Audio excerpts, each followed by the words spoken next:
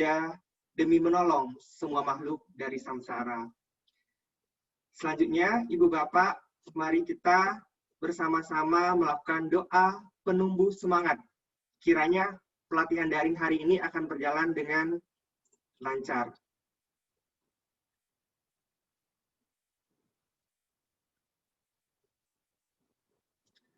Sadar bahwa kemajuan dan perkembangan Buddha Dharma membutuhkan pelayanan-pelayanan Dharma yang berkualitas.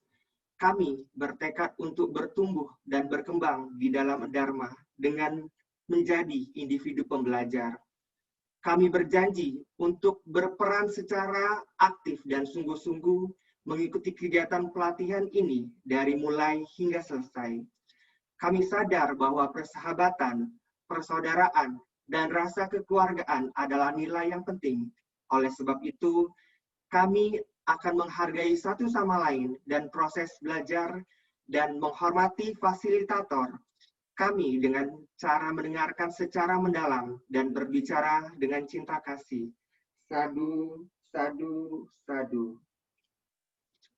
Ibu Bapak, seperti yang telah di-broadcast-kan oleh panitia, hari ini kita akan daring dengan tema manajemen waktu. Saya ada kutip satu quote dari broadcast yang telah panitia sediakan. Keterampilan mengelola waktu turut berperan dalam menentukan kualitas hidup kita. Bagaimana kita sebagai seorang abdi dharma mengelola waktu untuk terima di tengah kesibukan. Dan saya sangat yakin dan percaya bahwa Ibu Bapak serta rekan-rekan sedharma yang join pada hari ini, saya yakin semua memiliki kualitas manajemen waktu yang cukup baik karena Ibu Bapak telah menyempatkan dan bisa hadir di daring ini, walaupun kita tahu ini periode long weekend, kebanyakan dari kita lebih memilih untuk holiday. Kita semua di sini saya lihat 60 partisipan tetap semangat untuk mengikuti daring yang diadakan oleh PPMBI ini. Semoga semua akan bertahan sampai akhir. Dan saya akan memperkenalkan moderator kita pada hari ini. Beliau adalah Managing Director dari Mutiara Bangsa School, Managing Director Bodhiatra Indonesia, dan anggota lembaga PSDM PP MBI. Saya yakin Bapak Ibu, rekan-rekan sedharma sudah sangat kenal dengan beliau, karena saya lihat beliau sering tampil menjadi pengisi acara ataupun moderator dari berbagai acara dari Sabang sampai Merauke. Dan salah satu motivasi saya, semoga someday saya juga bisa seperti beliau.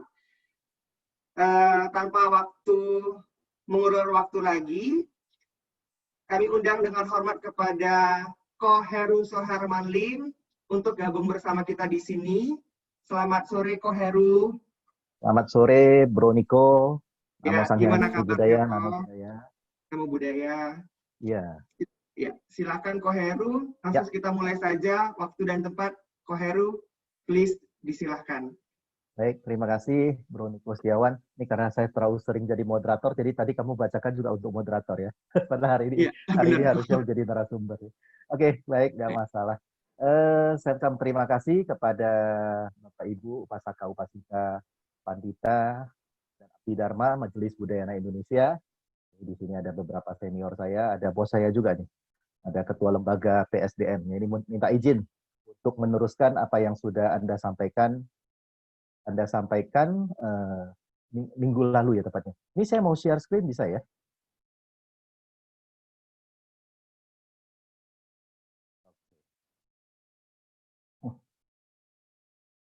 Saya hari ini sebenarnya meneruskan apa yang sudah Bro Moming sampaikan beberapa minggu lalu tepatnya ya, yaitu tentang manajemen waktu. Saya setuju sekali dengan apa yang dikatakan oleh beliau. Ya, pada saat minggu lalu saya sempat mengikuti beberapa saat walaupun tidak sampai selesai. Ya, tapi hari ini saya ingin meneruskan apa yang beliau sampaikan sebagai pembuka. Jadi saya jadi lebih mudah untuk mengantarkan sesi ini. Ya, baik. Jadi saya sengaja ini slide saya terlihat jelas ya, Niko. Suara saya juga cukup jelas ya. Sangat jelas kok. Oke, baik. Jadi saya sengaja memasang Borobudur, stupa Borobudur itu di slide saya. Jadi justru saya ingin mengatakan bahwa sebenarnya dari dulu ini umat Buddha ini sudah sangat berhasil dalam manajemen waktu. Ya, kita melihat Candi Borobudur itu dibangun sekitar abad 8. Sampai hari ini sebenarnya banyak orang penasaran kalau kita mengikuti seminar-seminar bahkan internasional tentang Borobudur. Orang-orang itu masih penasaran gitu. Sebenarnya gimana sih caranya membangun sebuah monumen yang sangat luar biasa ini. Jadi umat Buddha Indonesia ini seharusnya berbangga dengan Candi Borobudur karena hanya satu-satunya candi Buddha yang terbesar di dunia adalah Candi Borobudur. Ya, dan dengan segala keunikan-keunikan yang ada. Saya suka keliling-keliling. Nah, tadi Bro Niko bilang saya suka jalan-jalan, emang benar. Kalau lihat di Facebook saya juga hobi keliling-keliling. Di mana-mana saya suka pergi ya. Di setiap tempat di dunia ini yang pernah saya pergi, belum pernah saya ketemu candi yang seperti Candi Borobudur, yang begitu luar biasanya. Candi Borobudur itu ada 1460 relief. Ya, itu saja udah sangat mengagumkan. Dan saya belum pernah ketemu ada candi-candi lain di tempat lain yang mempunyai relief sebanyak 1460. Orang suka membandingkan dengan Angkor Wat. Angkor Wat itu memang secara luas mungkin Candi Borobudur ini kalah luas. Ya, tapi kalau kita gabungkan dengan beberapa candi mungkin sama luasnya ya. Tapi Candi Angkor Wat itu tidak memiliki stupa, Buddha Rupang, relief yang seperti ini. Yang saya mau katakan adalah pada zaman dulu ketika katakanlah Raja Semaratungga dengan yang dilanjutkan oleh putrinya Kanjeng Gusti Prabu Mulyawardhani melanjutkan sampai selesai Candi Borobudur adalah mereka itu menyusun dan manajemen waktu itu sangat luar biasa. Anda perhatikan baik-baik. Ini ada beberapa teori mengatakan seperti ini. Itu Candi Borobudur itu relief-reliefnya itu sebenarnya dipahat dulu atau disusun dulu. Akhirnya saya lebih setuju bahwa itu sudah disusun dengan rapi, baru dipahat. Ya, jadi batu-batu itu Anda perhatikan batu-batu itu ukurannya sama. Slide saya hilang. Oke, saya lanjut ya. Oke, Anda perhatikan batu-batu itu ukurannya pun sama. Jadi diyakini bahwa semua itu disusun dengan baik dulu, baru dipahat dengan baik. Sehingga bisa seperti itu. Jadi Anda bisa bayangkan, misalkan kalau manajemen waktu mereka itu kacau balau, nggak jadi itu Candi Borobudur. Bisa nggak misalkan dikatakan pada saat, katakanlah kebetulan Niko ini mandor saya pada saat itu, saya tukang pahatnya nih. Saya tukang pahat reliefnya. Terus tiba-tiba saya lagi bengong, saya nggak mindful, manajemen waktu saya salah, pas saya pahat ternyata salah pahat gitu kan. Terus saya bilang Niko, aduh Bro Niko, mohon maaf saya karena waktu saya salah, saya harusnya pahat yang depan tapi saya harusnya pahat yang di depan tapi saya pahat belakang dulu. Jadi gimana caranya? Masa itu batu dibongkar semua kemudian diganti batu yang baru? Kan susah seperti itu ya. Jadi inilah pentingnya manajemen waktu bagi kita ini yang saya mau katakan bahwa dari abad 8 umat Buddha Indonesia itu sudah menggunakan manajemen waktu dengan baik sekali. Yaitu yang patut ditiru dari mereka. Oke, kita lihat berikutnya.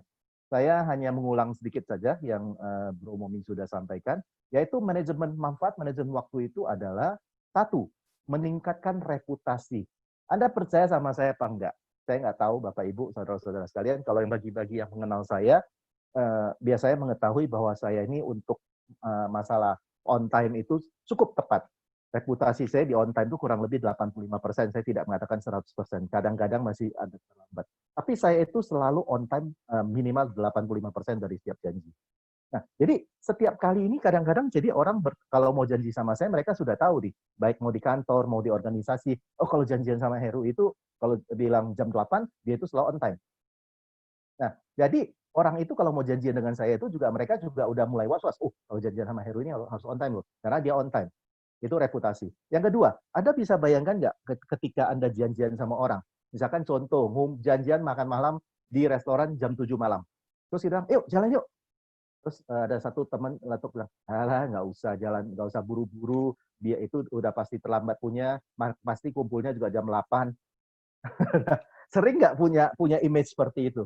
Nah, itu yang kalau saya mau katakan adalah kita baik mau organisasi sosial, apalagi organisasi profesional, reputasi manajemen waktu kalau tidak tepat itu adalah mengurangi reputasi kita. Ini Anda percaya apa tidak? Saya sangat percaya jika Anda manajemen waktu dengan baik sehingga Anda tidak terlambat, maka reputasi Anda juga akan. Yang kedua itu adalah, nah dengan manajemen waktu yang baik, malah Anda mempunyai lebih banyak waktu luang. Ini kayaknya aneh ya, tapi nanti kita akan bahas lebih lanjut, kita akan lihat benar apa enggak. Yang ketiga itu adalah mengurangi stres. Ya, manajemen waktu yang baik itu otomatis mengurangi stres. Percaya apa tidak, nanti kita akan bahas yang di berikutnya lagi. Yang keempat adalah mengurangi masalah. Oke, yang kelima adalah lebih banyak menyelesaikan pekerjaan. Ini saya pernah membaca satu quotation yang menarik adalah dia bilang begini, quotationnya mengatakan, jika Anda ingin menyelesaikan pekerjaan, berikan kepada orang yang sibuk. Itu saya bingung, maksudnya apa ya? Maksudnya apa ya? Jika kamu mau menyelesaikan pekerjaan ini dengan baik, berikanlah kepada orang yang sibuk. Saya bilang, terbalik dong. Justru kalau kita mau menyelesaikan pekerjaan, kasih orang yang lagi nggak sibuk. Dia bilang justru nanti kalau setelah kamu mengikuti perjalanan kehidupan ini, kamu akan mengerti apa yang disampaikan dengan hal ini. Dan seiring dengan waktu saya menyadari benar-benar, kalau kita mau menyelesaikan suatu kerjaan, katakanlah ya, berikan kepada orang yang sibuk. Kenapa? Karena orang yang sibuk itu biasa manajemen waktunya cukup baik. Ya, orang yang terlihat seolah-olah tidak ada pekerjaannya, itu sebenarnya kita lagi bingung. Memang tidak ada pekerjaan, atau dia menunda pekerjaan, atau dia tidak tahu apa yang mau dikerjakan. Contohnya begini, saya boleh nyebut merek bank ya, nggak apa-apa ya. Ini kan hanya internal kita aja ya, tidak dipublish ke YouTube kan. Contohnya begini, saya yakin seluruh ini sahabat-sahabat kita yang ada dari Aceh sampai ke Papua, pasti ada yang namanya tempatnya itu namanya Bank Sentral Asia atau BCA. Pasti ada ya. Bandingkan dengan, saya sebut lagi ya, bank pemerintah yang namanya BRI. Pernah ngantri di sana?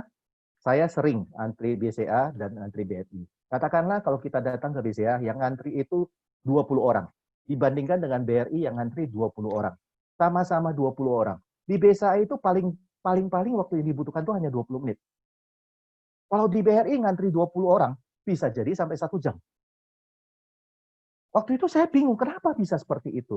Karena akhirnya saya menemukan jawabannya, yaitu berikanlah pekerjaan, jika pekerjaan ini mau selesai, berikanlah kepada orang yang sibuk. Di BCA itu mereka sudah terbiasa sibuk dan melayani banyak customer. Jadi mereka itu secara skill, terampil, dan cepat melayani, dan tentunya cermat ya. Kalau di bank, kerja di bank nggak cermat itu bahaya. Nah, sedangkan di BRI itu terbiasa sepi. Mungkin ya di tempat saya itu BRI itu sepi, sehingga mereka itu tidak terbiasa melayani dengan cepat, dengan tepat, dengan cermat. Jadi ya itu sama-sama 20 orang itu, tapi ya itu yang dilayani itu ya BCA itu cepat sekali, tapi sedangkan di BRI itu cukup butuh waktu yang cukup panjang. Ya, nah jadi sebenarnya dengan manajemen waktu yang baik ini kita bisa menyelesaikan pekerjaan dengan lebih banyak. Selanjutnya, nah ini saya mau melanjutkan yang sudah Bro Moming sampaikan, Bro Hendrim sampaikan. Ada 4 zona, ada 4 kuadran, cuma saya berikan nama saja. Ya, jadi minggu lalu Bro Hendra Lim Moming sudah menyampaikan bahwa ada 4 kuadran. Yang pertama itu adalah penting, yang kedua itu adalah tidak penting, yang ketiga itu adalah genting, yang keempat adalah tidak genting.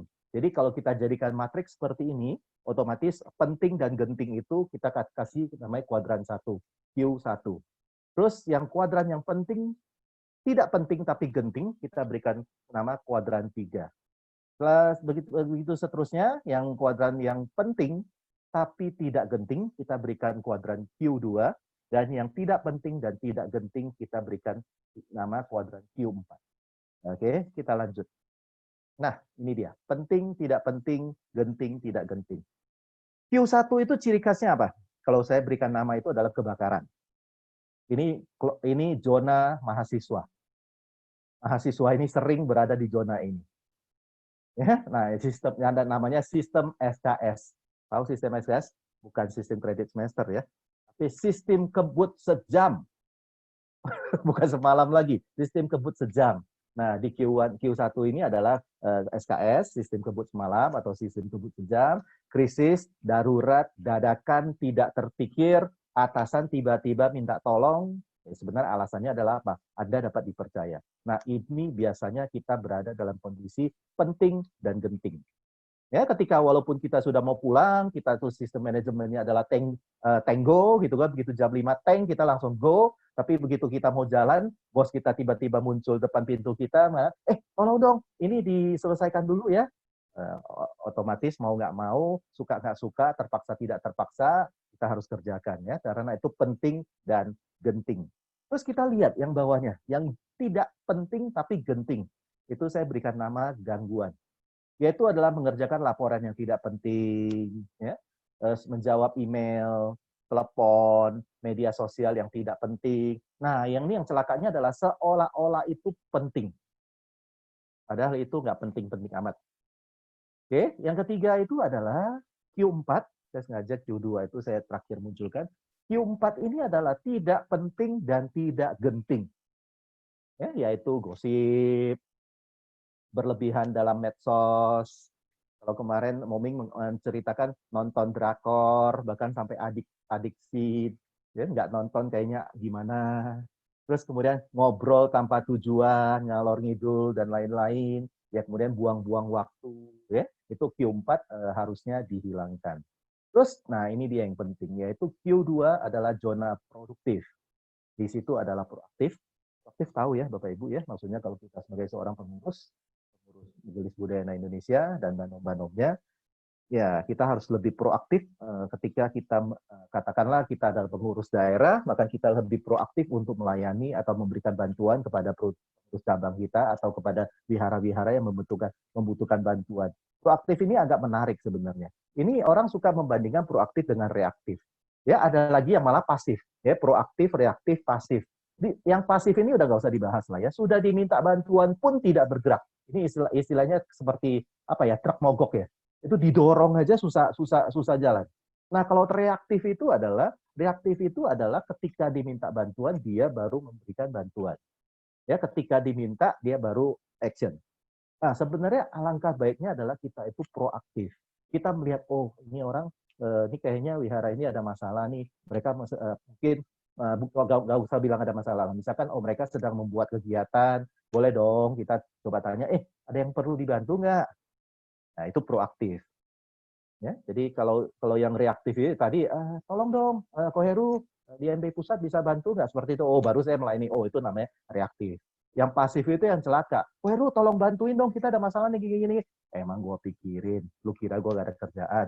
Nah itu pasif ya. Nah terus kemudian ada sasarannya. Setiap kali kita kerjakan sesuatu, ada programnya. Kalau di MBI ini harusnya sudah sangat jelas, ada misi visinya sampai di breakdown sampai sedemikian rupa masing-masing lembaga juga mempunyai sasarannya apa yang harus ditargetkan. Seperti saat ini lembaga PSDM ini kan sudah membuat pelatihan daring untuk pengurus daerah atau cabang atau katakanlah pusat sekalipun untuk pelatihan daring. Jadi dimanfaatkan dengan sangat baik. Ya kami sadari dengan keterbatasan saat ini karena COVID tidak kemana-mana. Ini tadi Niko mengatakan ya ini long weekend tapi kita ini banyak stay at home. Ini nggak tahu manut atau terpaksa saya juga nggak tahu ya. Jadi biasanya saya kalau punya long weekend ini saya juga pasti tidak ada di Jakarta dan kemana-mana ya. Jadi sekarang ini kita hanya bisa kemana-mana melalui Facebook saja merepost kegiatan tahun lalu atau kegiatan 2-3 tahun sebelumnya. Jadi seolah-olah kita sedang kemana-mana ya. Nah, terus kemudian kreatif. Jadi kalau bisa kita proaktif itu biasa kita juga bisa lebih kreatif ya. Jadi membantu orang ya kita kan sebenarnya di Buddhis ini sering dikatakanlah menjadi bodhisatwa, memiliki jiwa bodhisatwa. Membantu orang itu juga perlu dengan cara yang lebih kreatif. Ya kadang-kadang kita membantu orang niatnya baik tapi caranya salah. Jadi orang yang mau dibantu itu juga merasa tersinggung, mungkin akhirnya apa yang kita mau bantu itu tidak tersampaikan padahal niat kita itu baik. Ya bisa. Terus kemudian perencanaan. Nah, kami ini saya dan teman-teman ini selalu karena kita adalah orang manajemen, biasanya kita itu selalu perencanaan itu sangat penting.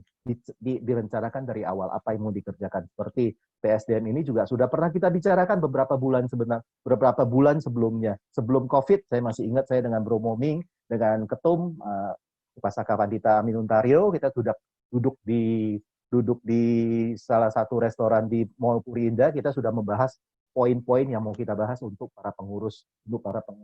Jadi dari sana itu sebenarnya sudah ada perencanaan. Jadi kalau tidak COVID ini mungkin kita akan menyamperin Bapak Ibu di daerah tidak menggunakan daring seperti ini. Tapi ya karena COVID ya satu dan lain hal kita tidak bisa menyalahkan kondisi seperti ini, kita bisa menerima dan kita itu proaktif, makanya kita proaktif, kreatif. Kemudian Bro Moming mengatakan, ayo kita bikin secara daring. Ya malah lebih bagus ya dengan 1-2 minggu ini saya perhatikan kita sudah bisa sharing beberapa topik dan dengan cepat, murah dan cukup ramai.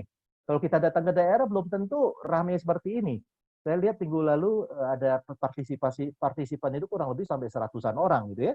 Ini saya nggak tahu hari ini partisipannya ada berapa orang. 87 ya, masih lumayan.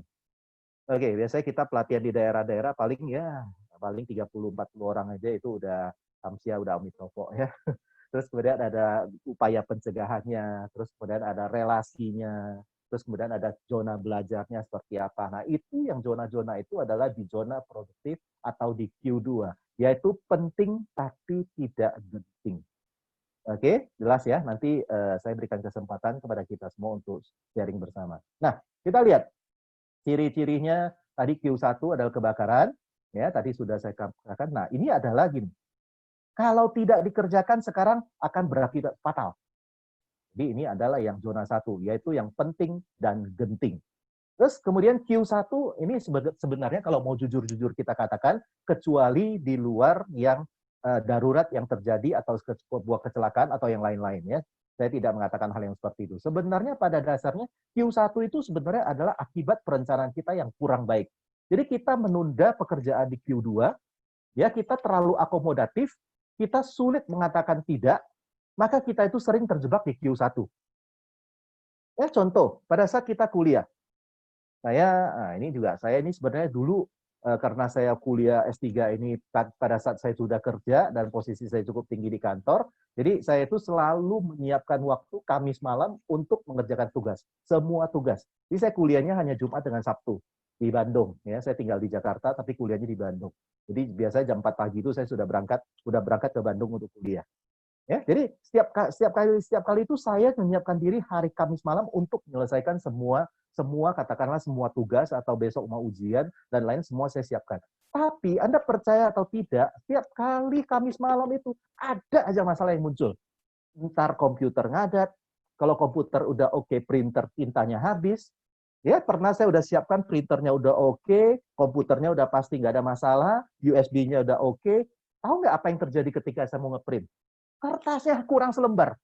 Dari naskah yang harus saya kumpulkan itu kurang 1 lembar. Kamu stres nggak? Jam 1 pagi itu saya keliling, keluar rumah, keliling naik motor. Keliling-keliling sampai ke warnet itu saya samperin. Mau nggak jual kertas ke saya? Selembar aja. Akhirnya tidak ada yang mau menjual kertas. Akhirnya terpaksa saya bongkar gudang cari kertas bekas yang tidak terlalu banyak printnya, saya print di belakangnya, kemudian saya jilid. Kemudian baru saya bawa untuk laporkan besok. Nah, ini sebenarnya adalah ini. Yang saya mau katakan adalah seringkali ini kita itu yang menyebabkan Q2 itu yang kita geser menjadi Q1. Padahal ya sejak saat itu saya itu jarang untuk hari Kamis. Biasanya saya geser menjadi hari Rabu. Jadi Rabu malam itu saya sudah mulai menyiapkan diri untuk kuliah hari Jumat. Jadi kertas lah, printer lah, komputer mau ngadat ya saya masih punya 1 hari Kamis untuk menyelesaikan masalah tersebut. Nah, tapi Anda pasti sering dengar kata-kata ini. Power of kepepet. Kalau sudah kepepet, biasanya katanya lebih produktif, lebih kreatif, lebih cerdas, ya pokoknya lebih-lebih yang positif itu yang selama ini tidak bisa muncul, kalau kepepet itu muncul. Sering punya pengalaman seperti ini nggak? Jadi kadang-kadang kita malah lebih produktif, merasa lebih produktif, dan lebih semangat di Q1. Tapi saran saya adalah jangan terlalu sering. Cepat mati, ya, mati muda nanti. Karena apa? Stresnya tinggi. Stresnya tinggi. Anda bisa bayangkan ya, besok saya mau kumpul yang tadi saya cerita. Besok saya mau kumpul paper. Semua udah siap. Sampai lakban aja ada di rumah saya. Staples yang tebal aja ada di rumah saya. Sudah sampai disiapkan seperti itu. Tapi begitu print, kurang 1 lembar. 1 lembar aja. Stres gak loh? Dan yang paling harus dikumpulkan itu adalah daftar pustaka. Yang pasti dilihat oleh dosen. Ya kalau hanya ucapan terima kasih mungkin nggak terlalu urgent. Ini daftar pustaka yang pertama kali diperiksa oleh dosen. Nah, jadi saya mengatakan ya, kita sering menyebabkan kita karena perencanaan yang kurang baik, maka kita sering menggeser Q2 itu menjadi Q1. Padahal sebenarnya kita bisa berada di Q2. Ya, kalau memang Anda merasa Anda lebih produktif, Anda lebih semangat, Anda lebih cerdas ketika kepepet, ya saran saya sih jangan sering-sering lakukan hal itulah ya. Jadi itu biasanya tensi tinggi, stres tinggi, ya lama-lama stroke, lama-lama pindah alam ya, jangan terlalu sering. Oke, kemudian yang Q3. Q3 itu adalah zona gangguan. Kita lihat, apa sih yang zona gangguan? Karena mendesak kita terpaksa harus kerjakan sekarang, walaupun tidak masalah kalau tidak dikerjakan. Sebenarnya ada sih yang tidak perlu dikerjakan sekarang, seolah-olah itu mendesak. Contohnya apa? Membalas email.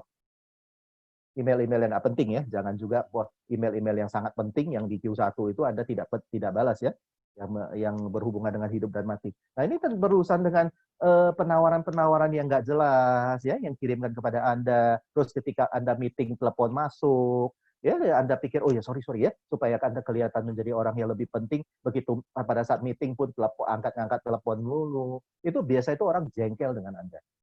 Ya, jadi ada kelihatan itu manajemen waktunya itu sebenarnya sangat tidak baik. Terus kemudian, jika terlalu akomodatif dan sulit mengatakan tidak, jadi kebanyakan aktivitas di Q3. Ya, saya pernah baca satu buku yang namanya Latihan untuk Berkata Tidak. Sampai perlu dibuat buku ya.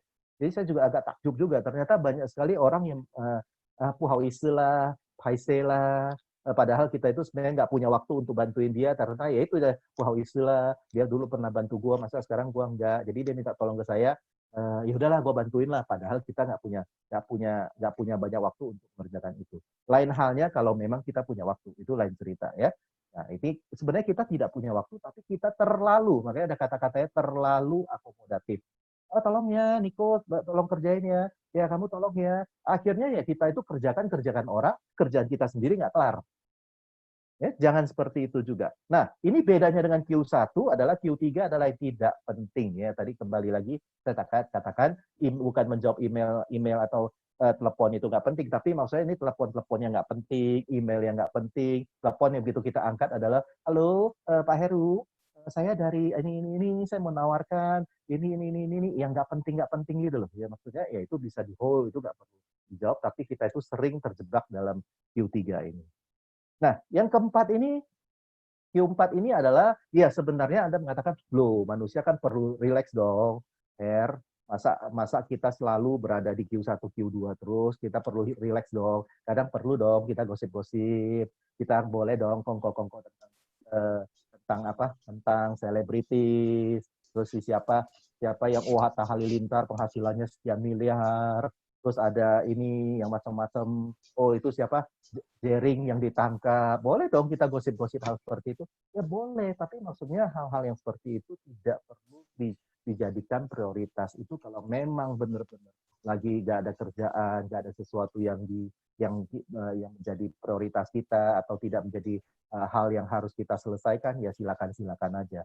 Ya, tapi terus kemudian, nah Q4 yang berlebihan bisa karena Q1 dan Q3 dan bisa melupakan peranan kita yang lain.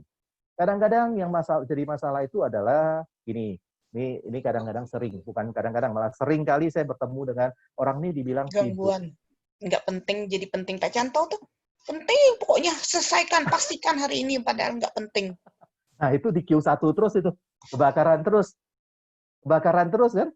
Kan padahal sebenarnya bisa kita geser ke Q2, bisa direncanakan, bisa dibikin time schedule-nya, bikin timeline-nya, kapan ini harus diselesaikan, kapan ini bisa ini boleh dipending dulu. Kan tidak semua itu kebakaran kan?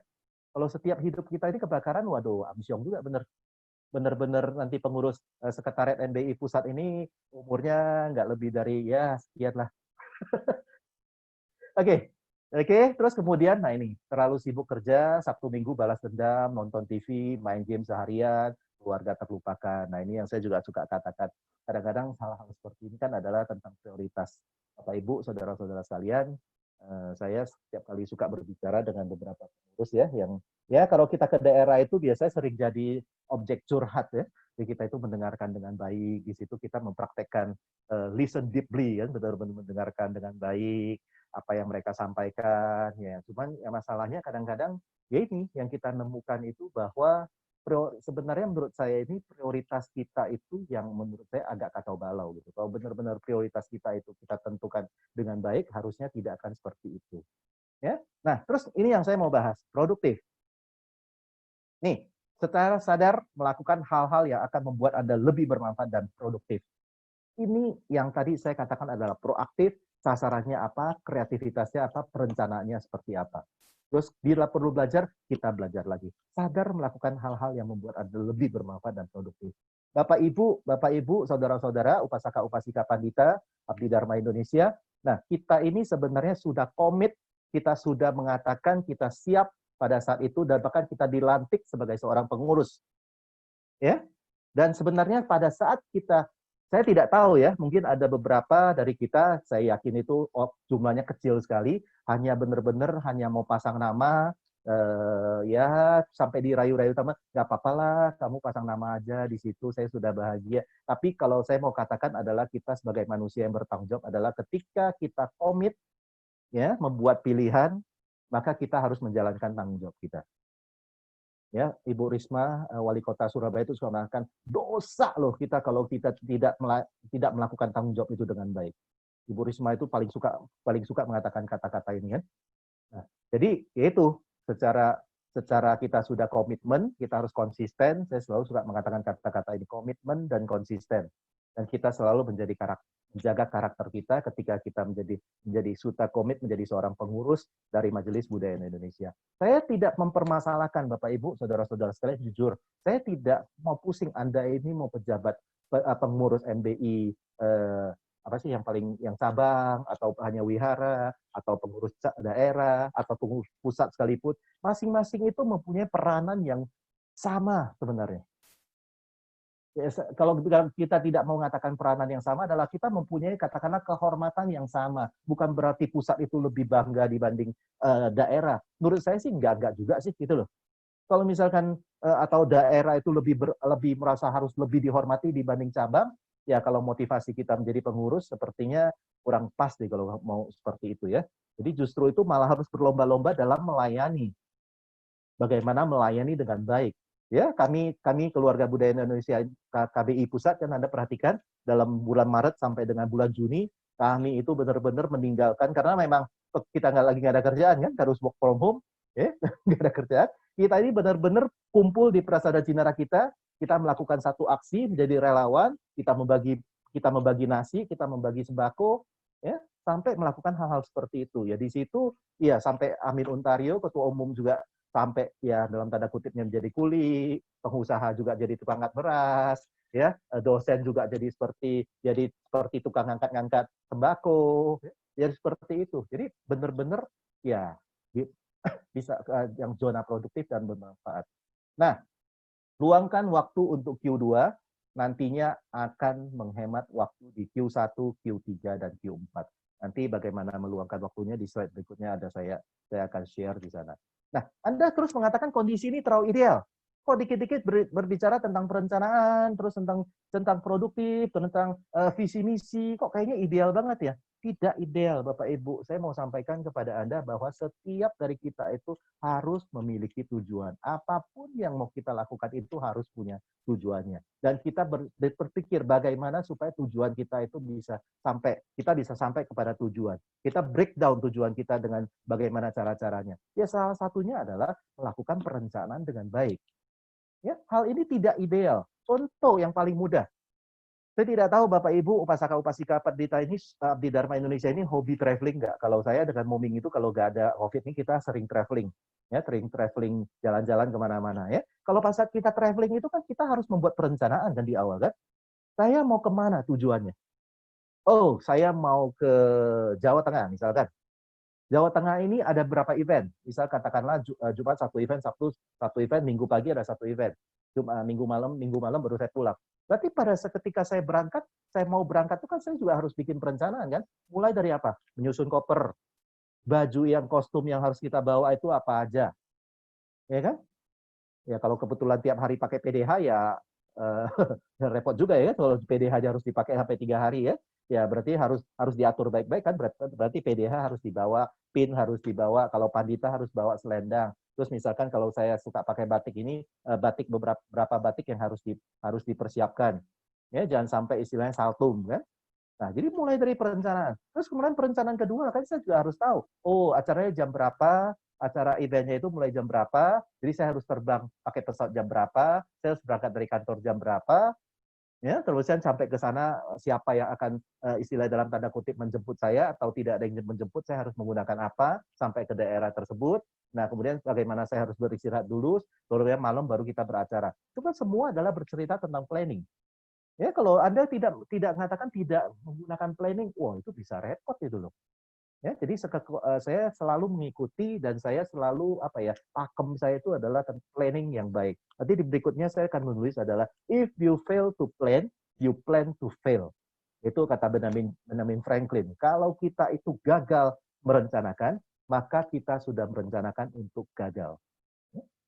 Lanjut, musuhnya adalah menunda waktu sehingga menjadi stressful Q1. Ya, jadi kita ini sering sadar tidak sadar itu sering menunda, akhirnya kita itu selalu berada di zona Q1, yaitu zona kebakaran tadi. Ya, percayalah sama saya, itu stresnya luar biasa. Oke, menentuan pilihan ini sepertinya begini. Sepertinya nggak susah-susah amat ya, seperti begini. Pikir, klarifikasi, putuskan. Apakah itu penting dan benar-benar penting. Kita pikirkan baik-baik. Ini penting nggak? Oke, penting. Terus kemudian kita klarifikasi. Ini penting apa tidak? Ya, pada saat bisa pikirkan kedua kalinya itu biasanya kita udah lebih jernih berpikir. Kalau memang katakanlah, oh emang penting. Oke, lanjut. Kita putuskan. Ini penting, harus kita lakukan. Terus kalau sebaiknya apa? Kita pikir, ini penting nggak? Penting. Terus klarifikasi. Penting nggak? Sebenarnya sih kita masuk ke 4 kuadran itu kan, sebenarnya masih bisa kita tunda sedikit sih, nggak genting-genting amat sih. Oke, putuskan. Kita simpan di mana? Q2 atau kita taruh di Q3. Atau benar-benar tidak penting, taruh di Q4. Seperti itu. Nah, ini dia. Investasi waktu, tenaga, dan hasil. Ini rumus matematika atau fisika ya. Q1 itu adalah waktu ditambah tenaga, biasa hasilnya oke, segitu. Katakanlah sama dengan yang kita investasikan. Terus kalau kita lihat ke zona Q2, waktu dan tenaga, biasanya hasilnya itu jauh lebih tinggi dibanding dengan Q1. Kalau yang tidak penting dan tidak penting tapi genting, waktu plus tenaga, hasilnya itu biasanya cuma setengahnya yang dari kita harapkan. Terus, nah ini dia. Jadi yang saya tanyakan adalah, kalau kita investasikan waktu dan tenaga di Q4, yang tidak penting dan tidak genting, apa hasilnya? Ya, bisa jadi 0 ya. Makanya saya kasihkan tanda tanya. Ini tergantung orang juga. Ya, terus kemudian kita lihat lagi berikutnya adalah ini. Nanti sama ya. Pikir, yang tadi saya katakan adalah pikir seberapa penting aktivitas, klarifikasi, putuskan, letakkan mau di kuadran berapa. Kalau kita tidak memutuskan sesuatu, ingat baik-baik, ini dia. Jika Anda tidak membuat keputusan, maka orang lain yang akan membuatkannya. Kamu mau makan apa? Apa aja deh. Niko mau makan apa? Apa aja deh. Ya udah saya putuskan. Begitu saya putuskan ternyata katakanlah Niko kebetulan mungkin ya saya hanya menduga tidak suka pedas. Saya suka pedas nih. Saya suka pedas dan asin. Saya pesan, oke, kalau gitu bikin nasi goreng yang pedas dan asin. Wah, begitu Niko makan, wah, Amsyong, ini sebenarnya traktir gua ini niat apa kagak sih gitu kan. Nah, karena hal ini bisa terjadi karena apa? Ya Anda tidak membuat keputusan. Anda tidak membuat keputusan. Mau makan apa? Terserah. Mau minum apa? Terserah. Wah, itu repot itu. Lebih baik katakan, oh ya, saya mau nasi goreng, tapi nggak pedas ya. Nah, saya tidak, nasi gorengnya setengah aja, jangan kebanyakan. Saya mau minumnya teh manis, misalkan gitu kan. Nah, Anda sudah membuat keputusan, orang lain ya pasti bisa mengikuti keputusan Anda. Kalau Anda tidak membuat keputusan, ya orang lain akan memutuskan untuk Anda. Sama seperti kita di organisasi.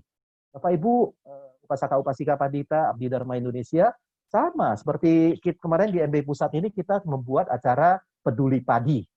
Saya nggak tahu, Anda sudah tahu belum nih di daerah-daerah ada program seperti ini. Padi itu adalah Pandita Abdi Dharma Indonesia. Padi, Pandita Abdi Dharma Indonesia. Kita membuat program namanya Peduli Padi. Itu kolaborasi antara beberapa lembaga. Ya, ada lembaga mitra, ada lembaga Pandita, ada lembaga IT, ada lembaga apa itu namanya?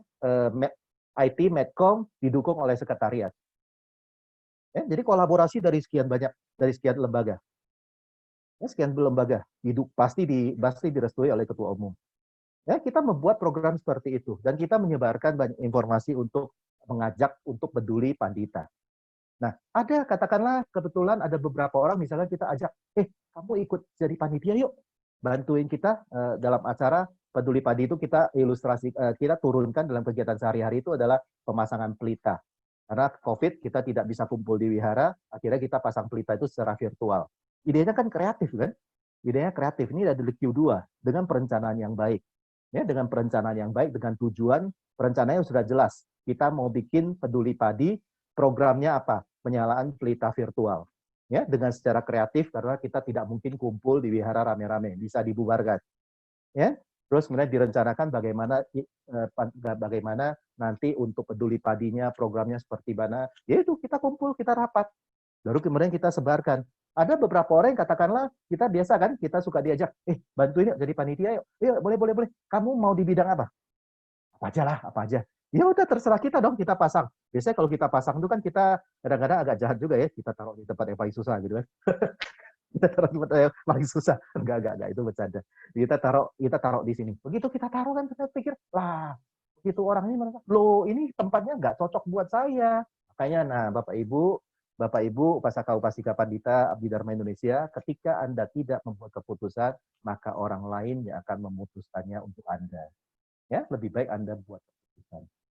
Ya, jadi ini program peduli padi ini Bapak Ibu tolong diperhatikan ya, tolong didukung juga ini untuk Pandita. Jadi benar-benar di pusat dan ini sedang fokus untuk peduli Pandita. Nanti programnya akan dijelaskan oleh Ketua Lembaga Pandita. Saya tidak punya wewenang. Yang jelas kita sudah mau memulai untuk menggulirkan program ini dan kita mengumpulkan tentunya sebuah program perlu dana untuk mendukungnya, untuk menggulirkannya kan.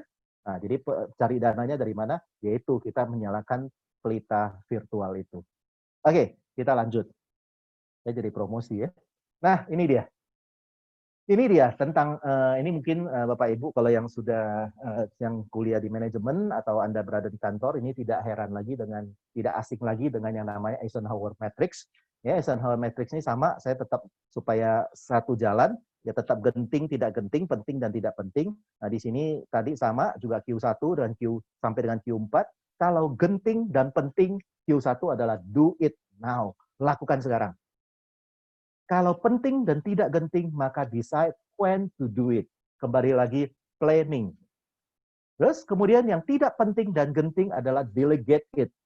Bapak, Ibu, saudara-saudara sekalian, mohon maaf, kita juga harus punya hati yang luas ketika kita mendelegasikan. Kita juga harus bisa, mendelegasikan. Jangan semua mau dikerjakan sendiri. Kadang-kadang kalau tidak semua mau dikerjakan sendiri itu juga repot juga sih. Jadi kita itu akhirnya menggeser dari Q3 menjadi Q1 lagi. Ya, syukur-syukur kita bisa geser ke Q2. Kita rencanakan dengan baik. Tapi kalau memang ada hal-hal tertentu yang terjadi genting, tapi tidak penting, ya kita mau tidak mau kita delegasikan dan kita percayakan kepada orang itu. Dan orang yang diberikan kepercayaan sebaiknya juga menjaga kepercayaan itu. Orang suka mengatakan trust itu apa ya? Kepercayaan itu bagaikan kaca atau cermin. Kalau sudah pecah, walaupun sudah dilem kembali, garisnya akan tetap kelihatan dan itu tidak akan bisa semulus seperti awal lagi. Ya, yang Q4 adalah delete it. Mohon maaf Bapak Ibu, hal-hal yang tidak penting, tidak genting selayaknya itu sudah harus benar-benar di-delete. Contohnya apa? Kita datang ke Wihara. Yes, 101. Ya, jadi kalau sambil menunggu pertanyaan atau sharing dari Ibu Bapak, saya banyak sih menyatat poin-poin penting dari apa yang Koheru sampaikan terkait tentang manajemen waktu. Itu dibagi menjadi 4 kuadran, Q1 until Q4, divided by Q1 itu kebakaran, Q2 itu produktif, yang mana harusnya kita bisa idealkan, Q3 itu gangguan, dan Q4 itu harusnya kita hilangkan. Dan 4 kuadran itu dibagi berdasarkan 4 istilah, yaitu penting, tidak penting, genting, tidak genting. Jadi bagaimana cara kita untuk memprioritaskan waktu kita, harusnya kita catat gitu. Kalau tadi di akhir sesi, Koheru menyampaikan kita butuh waktu sekitar mungkin 30 menit tiap hari untuk mengundang lancip kesadaran dan mengingat apa yang harus kita prioritaskan dalam beberapa waktu ke depan. Boleh itu, saya Niko? bertanya langsung? Pak Frebius. Ini Pak Frebius dari Sidempuan ya? Oke, silakan. Silakan Pak Febrius. Boleh disilakan.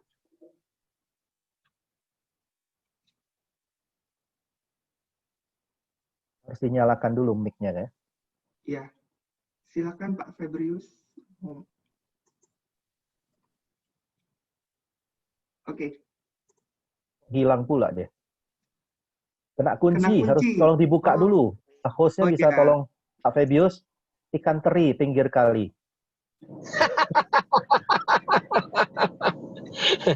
Selamat sore Romo.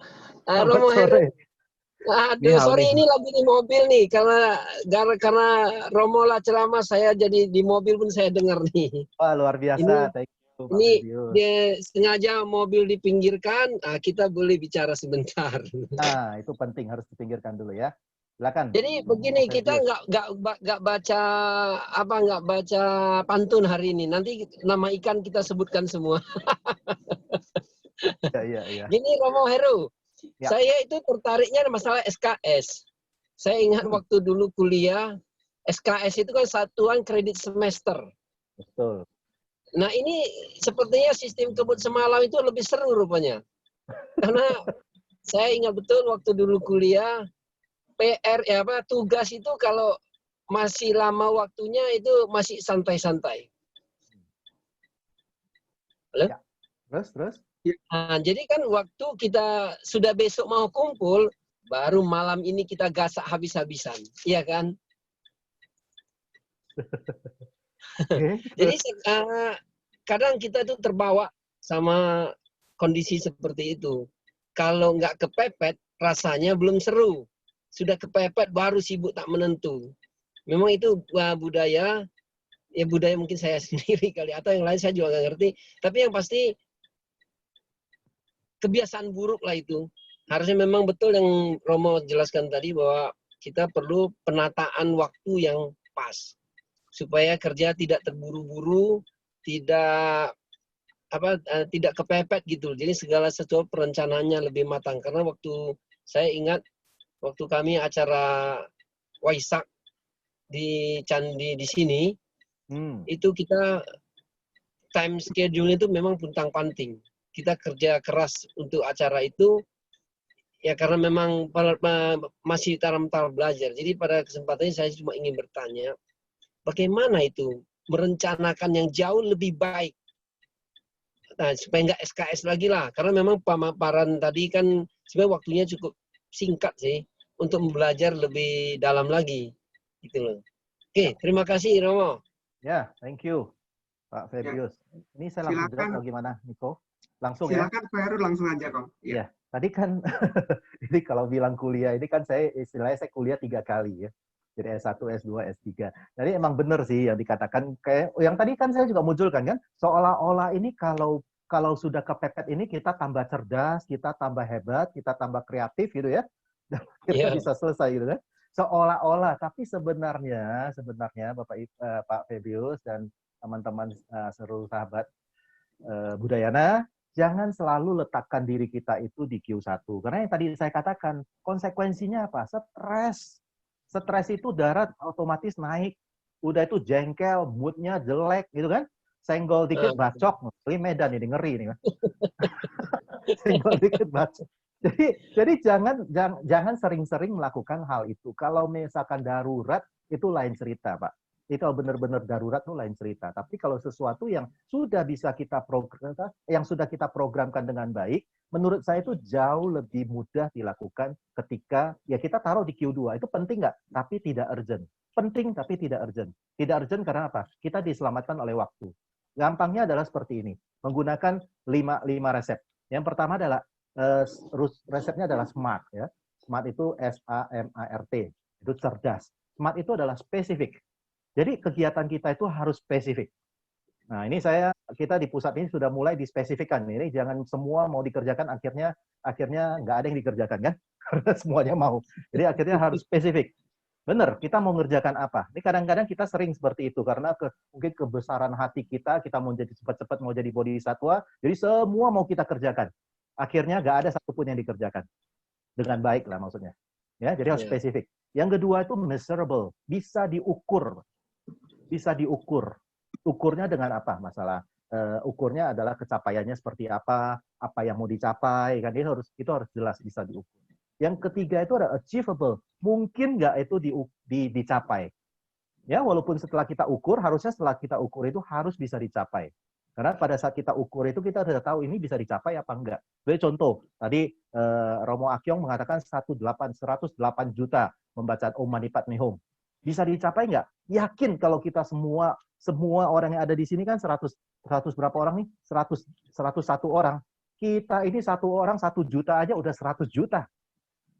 Ini kan masih ada waktu kurang lebih, ini kan baru Lagwe Capkau barusan lewat, kita sampai Kagwe Capkau. Kan kurang lebih ada 3 bulan. Ini udah lewat kurang lebih setengah bulan. Berarti masih ada 2,5 bulan kan? Jadi kalau benar-benar dari kita aja kumpulin 1.000 orang, 1.000 Om Mani Padme Hum aja, lewat. Maksudnya berarti tadi 100 orang kali 1 juta kan? 1 juta aja lewat. Sebenarnya bisa dicapai. Terus A-nya adalah apa? Reason. Reason itu adalah alasan apa yang kita mau untuk mencapai tujuan ini. Ini sangat penting. Ini sangat penting. Kita katakanlah saya angkat Peduli Padi karena program kita yang paling baru adalah ini. Peduli Padi, alasannya kenapa harus capai? Karena kita mau, MBI ini mau peduli dengan Pandita. Pandita ini sudah banyak jasanya. Mungkin kita tidak bisa memberikan secara materi, secara kita menghidupi, kita bayar, kita kasih gaji 3 juta atau 5 juta atau UMR, kan kita nggak mungkin hal seperti itu. Tapi kan kita tidak menutup mata ada pandita-pandita yang kurang pintar mengolah keuangan. Ada yang pandita-pandita yang butuh dibantu. Nah, justru inisiatif inilah yang muncul, kita membuat program padi. Kenapa? Reason. Kenapa program ini penting? Ini sangat penting menurut saya, reason. Yang kelima itu adalah time frame. Jadi kita membuat satu program Peduli Padi ini mulai dari Lagwe Capkau, program yang pertama ya, Lagwe Capkau sampai dengan Kagwe Capkau. Jadi ada waktunya. Jadi kita bisa ukur kalau setelah Kagwe Capkau kekumpul nggak dana yang cukup untuk Peduli Padi ini dan kekumpul nggak 108 juta Om Mani Padme Hum itu. Itu Pak Febius. Jadi ketika kemarin membuat Waisak di Candi Bahal itu ya, kan sebenarnya itu benar-benar spesifik, sudah jelas. Measurable nggak? Measurable. Tempatnya di mana, yang datang siapa, berapa orang yang datang, acaranya bagaimana. Kan measurable. Dan achievable nggak? Yang kita mengundang, katakanlah Sangga Sagin. Mungkin nggak untuk diundang? Sangat mungkin. Mengundang ketua umum untuk hadir, mungkin nggak? Mungkin juga. Mengundang pengurus-pengurus, katakanlah Sumatera bisa hadir nggak? Saya nggak tahu ini hadir apa nggak ya, nanti Anda konfirmasi. Ya, terus misalkan mau ngundang yang Papua datang, wah ini kayaknya agak berat dong ya. Terbang aja perlu 8 jam sampai 10 jam, belum lagi biayanya. Ini ada berat. Ya, akhirnya kita masukkan yang tidak urgent gitu kan. Yang dia datang Omitofo, nggak bisa datang kita juga nggak apa-apa gitu kan. Yang penting doanya sudah nyampe. Reason, penting nggak? Penting kita mau membangkitkan kembali agama Buddha Nusantara berbasis kearifan lokal kan. Kita punya candi di Sumatera Utara yang sangat luar biasa. Time frame-nya juga ada kan. Kapan Waisaknya? Tanggal segini. Terus kemudian kita breakdown kan, sebelum 1 minggu sebelumnya ini harus dipersiapkan, 2 minggu sebelumnya ini harus dipersiapkan, 1 bulan sebelumnya ini harus dipersiapkan. Ya kurang lebih seperti itu Pak. Tapi kalau misalkan kita tidak membuat planning, tiba-tiba waktunya tinggal 1 bulan, apa nggak kalang kabut? Apa nggak Pak Febius ini harus keluarkan kesaktian untuk mengubah dirinya jadi Sun Gokong, jadi 1.000 orang untuk mengerjakan ini itu. Ya, jadi seperti itu. Bukan tidak bisa, tapi alangkah baiknya kita selalu meletakkan diri kita itu di zona produktif, yaitu di kuadran 2 atau Q2. Demikian Pak Febius, semoga menjawab. Thank you. Oke, thank you Heru dan thank you Pak Febrius. Jadi ada 2 poin Pak. Kalau tadi Pak Heru bilang, di kuadran 1 tuh bisa mengakibatkan stres. Bukan hanya stres, tapi saat paparan juga Pak Heru bilang, nanti cepat beralih alam. Jadi jangan sering-sering di Q1. Dan rumusnya tadi SMART ya. SMART, S-nya specified, measurable, achievable, reason, and time plan. Baik, Romo Heru, ini ada beberapa pertanyaan yang masuk di icon Q&A box. Saya akan bacakan satu persatu. Okay. Pertanyaan pertama dari Bapak Haryanto Tanuwijaya. Namo Buddhaya, malam Romo Heru. Materinya luar biasa. Secara teori sepertinya semua orang tahu tentang perlunya manajemen waktu. Namun, kenapa banyak yang gagal ya? Thanks. Ya. Oke. Terima kasih Pak Haryanto Tanuwijaya. Ini Bapak dari MBI mana ya Pak ya? Mohon diketikkan ya biar kita bisa menyapa. Soalnya saya juga tidak banyak kenal dengan, ya supaya saya lebih kenal lah gitu kan ya. Saya lebih kenal dengan seluruh sahabat-sahabat ini justru daring ini harus dimanfaatkan dengan baik-baik supaya kita bisa lebih mengenal ya. Oke, Dari Pak. Jawa Timur, Romo. Jawa Timur, yo, luar biasa Pak. Terima kasih Pak Haryanto Tanuwijaya. Pak, ini kan ajaran Buddha pun demikian kan? Kan ketika seorang, kalau kita membaca Kuan-Jen itu, kan seorang biku senior ditanya oleh seorang biku pemula, Suhu, apa sih makna belajar agama Buddha? Suhu seniornya hanya mengatakan, makan pada saat lapar, tidur pada saat ngantuk. Terus si biku pemula itu mengatakan, lah itu mah semua orang juga tahu, Suhu. Apa istimewanya? Nah, pada saat itu Suhu mengatakan, betul, semua orang tahu. Anak kecil aja tahu. Tapi apakah kita ini bisa benar-benar melakukan hal seperti itu? Makan ketika lapar, tidur ketika ngantuk. Nah, ini sama. Sebenarnya kita itu sudah banyak secara intelektual, apalagi zaman-zaman seperti tadi saya katakan, kita hidup di zaman 5.0 seperti ini, 4.0 dan society 5.0 ini, kita ini terliputi oleh begitu banyak informasi. Anda sekarang ngomong memang harus hati-hati, begitu Anda orang meragukan, Anda tinggal cari Google, langsung ketahuan nih benar apa enggak nih. Ya, jadi sekarang itu informasi itu begitu banyak, tapi seringkali itu benar-benar kita itu hanya di-input atau diisi dalam zona kognisinya. Secara knowledge-nya kita tahu. Tapi yaitu, kalau Buddha kan juga mengatakan ada 3 level kan, pariyati, pati-pati, dengan patiweda. Pariyati itu ya kita ikutin, semua knowledge, semua pengetahuan tentang Dharma kita bisa kuasai, bisa kita hafal. Ya, termasuk manajemen waktu, strategic management, termasuk konflik handling yang kemarin Bu Lili sampaikan, terus leadership dari Pak Budiman, ya, terus Pak Tommy Syawira menjelaskan tentang apa coaching, ya, secara teori itu semua bisa kita lakukan. Tapi kembali lagi, kenapa kita tidak bisa melakukannya? Karena kembali lagi komitmen dan konsisten kita itu yang masih perlu kita latih dan kita tingkatkan. Nah, inilah kesempatan kita, Bapak Ibu, Upasaka Upasika Pandita Abdi Dharma Indonesia. Kita sebagai yang tadi saya katakan di awal, kita ini sudah komit, kita ini sudah bersedia, kita ini sudah menyatakan diri sebagai pengurus Majelis Buddha Indonesia dan badan otonomnya, katakanlah. Ya, jadi kita itu harus benar-benar komit dengan tanggung jawabnya dan konsisten melakukan tugas dan tanggung jawabnya.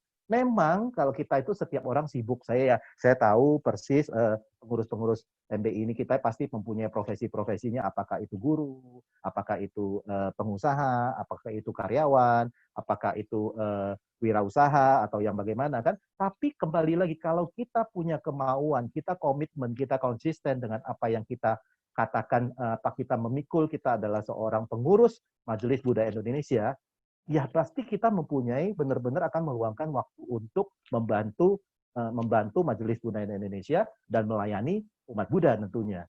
Jadi kalau menurut saya Pak Haryanto, ya kita memang semua orang tahu, tapi kembali lagi prakteknya itu yang perlu kita latih. Makanya kita selalu mengatakan latihan. Kita berlatih untuk menurunkan kognisi tadi menjadi perbuatan, menjadi aksi. Ketika kita itu studi yang pertama kita sudah tahu di pariyati, ya pati-patinya itu benar-benar harus kita lakukan, kita praktek, sehingga baru kita bisa ke patiweda. Buddha kan juga mengajarkan Dharma itu 3 langkah itu kan, pariyati, pati-pati, dengan patiweda. Baru bisa kita tembus dan menjadi, katakanlah kalau mau menjadi bodhisattva, ya syukur, mau menjadi manusia yang lebih bermanfaat dan produktif, ya Amitofo. Itu sih menurut saya Pak Haryanto. Terima kasih. Mic-nya belum dinyalakan, Niko. Oh iya, sorry, lupa.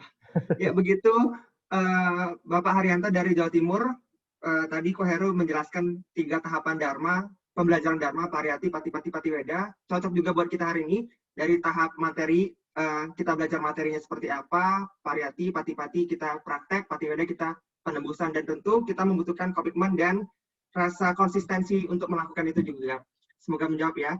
Selanjutnya pertanyaan dari Wisnu.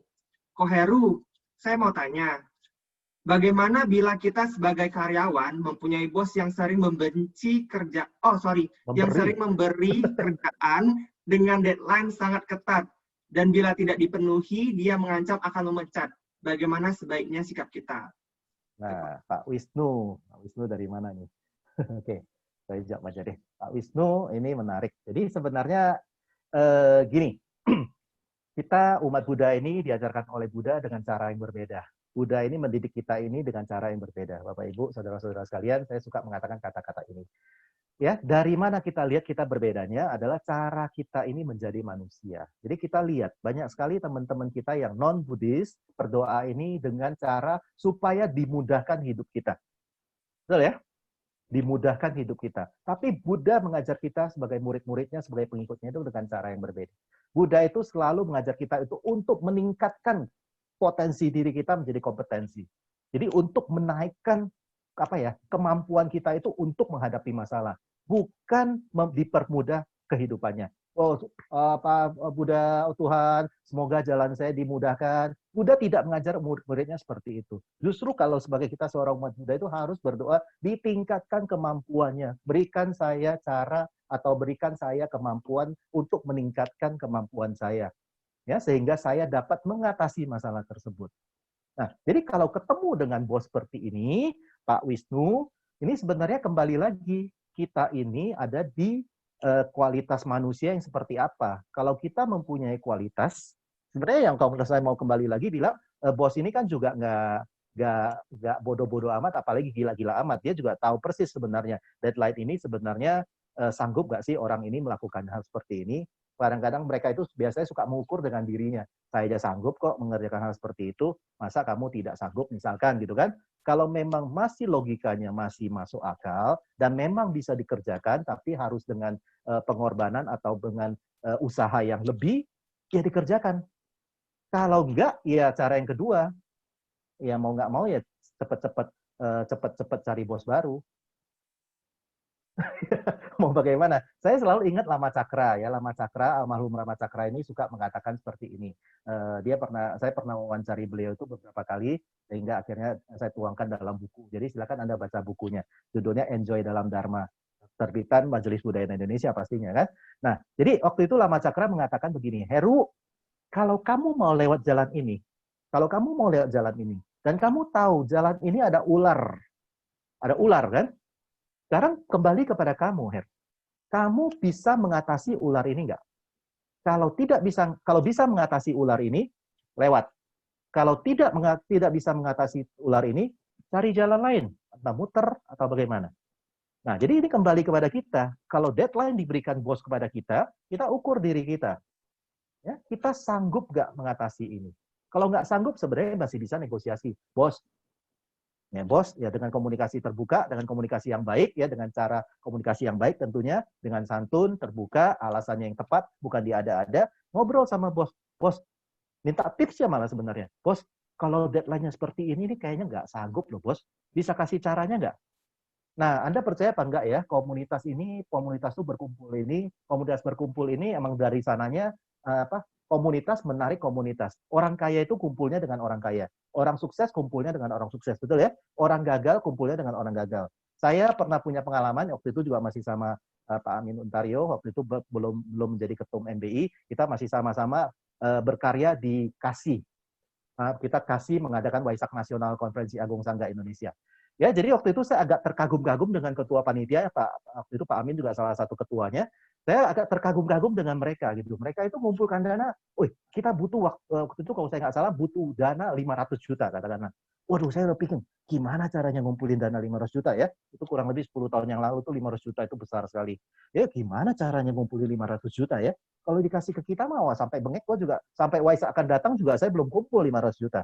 Akhirnya kita ngobrol-ngobrol, kita rapat dengan para pimpinan, ya para pimpinan ini tinggal, bos-bos ini tinggal telepon sana, telepon sini ya, kita mau Waisak ya, kamu dana 100 juta ya, telepon lagi, kamu dana 100 juta ya, kamu dana 100 juta ya, dalam waktu telepon nggak nyampe 10 menit dapat 300 juta.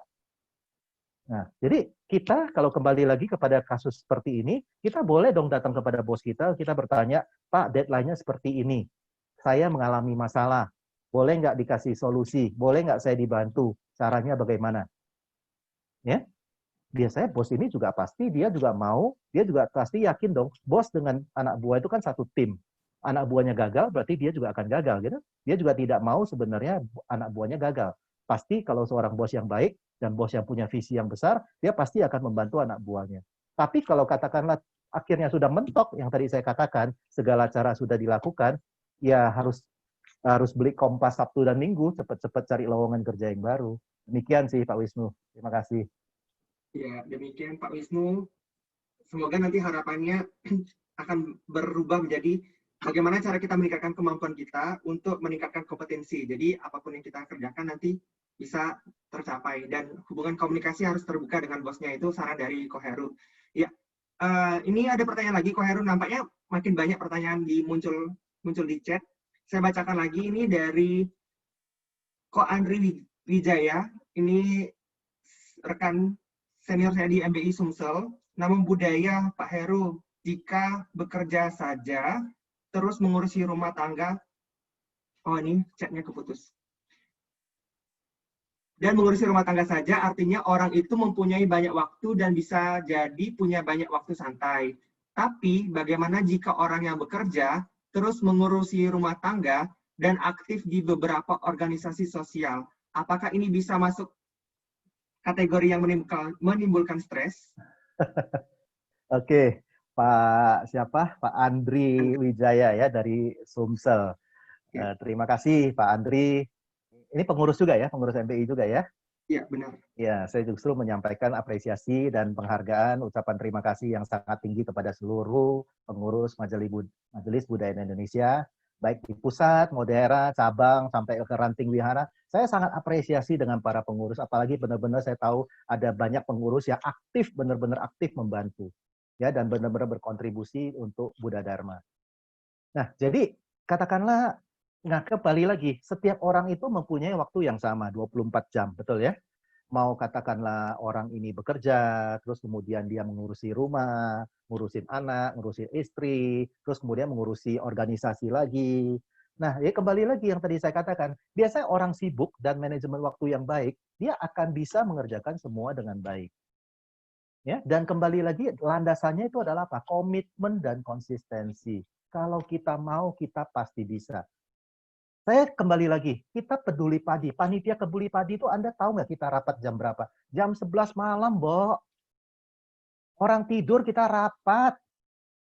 Kok bisa? Memang kita ini semua pengangguran.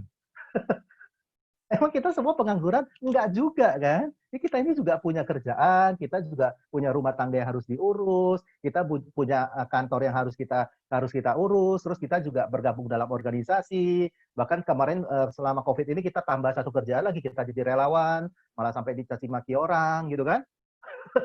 Itu pun kita lalui dengan happy, gitu loh. Kita lalui dengan happy, gitu loh. Jadi sebenarnya kalau kita bilang kalau orang sukses itu selalu kelebihan satu cara. Orang gagal selalu kelebihan satu alasan. Ya, saya ulangi ya. Orang sukses itu selalu kelebihan satu cara. Orang gagal itu selalu kelebihan satu alasan. Apalagi dia tidak mau, dia tidak komit, dia tidak konsisten. Ya, ada aja. Bisa rapat jam berapa? Pagi ke pagian. Buddha kan sudah bilang, pagi ke pagian, siang ke siangan, malam ke malaman, dingin ke dinginan, panas ke panasan. Jadi ada aja alasan untuk tidak melatih diri. Ya, jadi sebenarnya kalau benar-benar punya kemauan, kita komit dan kita konsisten, ya, dengan apa yang sudah kita putuskan dan tanggung jawab yang harus kita emban, ya kita pasti punya waktu benar-benar, yaitu kalau kita sudah tahu kita punya waktu ketat, ya kita harus benar-benar manajemen waktu itu dengan sangat baik. Habis ini ngapain, habis ini ngapain, habis ini ngapain. Kalau ini nggak selesai, sambung besok atau sambung minggu depan. Ya benar loh, kita ini Romo Akyong, Emi, Romo Kumuda, Amin Untario, saya, siapa lagi, ada Romo Pujimin, kita jam 11 malam kita meeting. 11 malam loh, Bo. Kadang-kadang kalau berdebatnya keras sampai jam 1 pagi. Ini kenyataan gitu loh, saya tidak ngarang-ngarang. Kenapa bisa? Padahal saya biasanya jam 10, jam 11 saya sudah tidur. Tapi ya karena kita mempunyai tanggung jawab, kita benar-benar jam segitu itu kita masih konsentrasi untuk meeting. Dan biasa meeting itu produktif gitu. Karena semakin cepat selesai semakin baik kan. Demikian sih Pak Andri, semoga membantu ya. Jadi sebenarnya kalau manajemen waktu diatur dengan baik, saya yakin ya Bapak Ibu, saya katakanlah saya di awal tadi sudah menyampaikan apresiasi, terima kasih, salut luar biasa. Anda sudah banyak yang dikerjakan, masih benar-benar komit untuk membantu di Majelis Budaya Indonesia. Ya kembali lagi, ya saya tidak mau membahas di sisi spiritualnya lah. Kebaikan yang kita lakukan itu sebenarnya kan akan kembali kepada diri kita sendiri. Itu yang perlu kita yakini. Ya, terima kasih Pak Andri. Semoga menjawab. Ya, Pak Andri, itu tadi ya. Kunci jawaban dari Koheru, kita harus punya kemauan, terus kita punya komitmen untuk menjalankan semua itu. Dan tentu harus dilandasi dengan manajemen waktu yang baik, yang tadi kita telah sama-sama belajar. Saya lanjut, Romo, ini karena waktu juga masih ada dan beberapa pertanyaan masih muncul, saya akan bacakan lagi pertanyaan yang ada. Ini dari Pak Dadi Pasamsa. Namo Buddhaya Pak dosen HSL. Waduh, HSL. Singkat ya. Kalau saya melaksanakan tugas, itu sering gunakan ilmu kaget. Oh, ini sharing ya beliau. Apa itu ilmu kaget itu ya? Iya. Oh, kaget-kaget gitu ya? Mungkin itu ini harus, maksudnya. mana nih Romo Dadi ini? Iya. Harus biar beliau ini bicara langsung nih. Maksudnya apa nih ilmu kaget nih? Soalnya kaget ini beda-beda nih. Kaget level yang mana nih? Gimana ya, Romo, apa kabar? Sehat ya? Baik, ya. Alhamdulillah. Jadi gini Pak dosen, jadi ilmu kaget itu biasanya memang sering kita gunakan pada waktu kita masih kuliah ya. Kebetulan Pak Heru ini kan pembimbing tesis saya. Jadi biasanya kalau setiap ada dosen memberikan tugas itu, kita jarang saat diberikan tugas itu langsung kita kerjakan, itu jarang. Biasanya kurang 1 hari, 2 hari, kalau kita ingat tuh, kita itu merasa kaget, oh ya, 1 hari, 2 hari kita kumpul tugas. Gitu. Ilmu kaget ini yang biasanya memicu adrenalin saya untuk segera menyelesaikan tugas itu. Jadi saya menggunakan istilahnya itu ilmu kaget. Gitu. Kalau kaget berarti adrenalin saya naik. Seperti itu Pak dosen.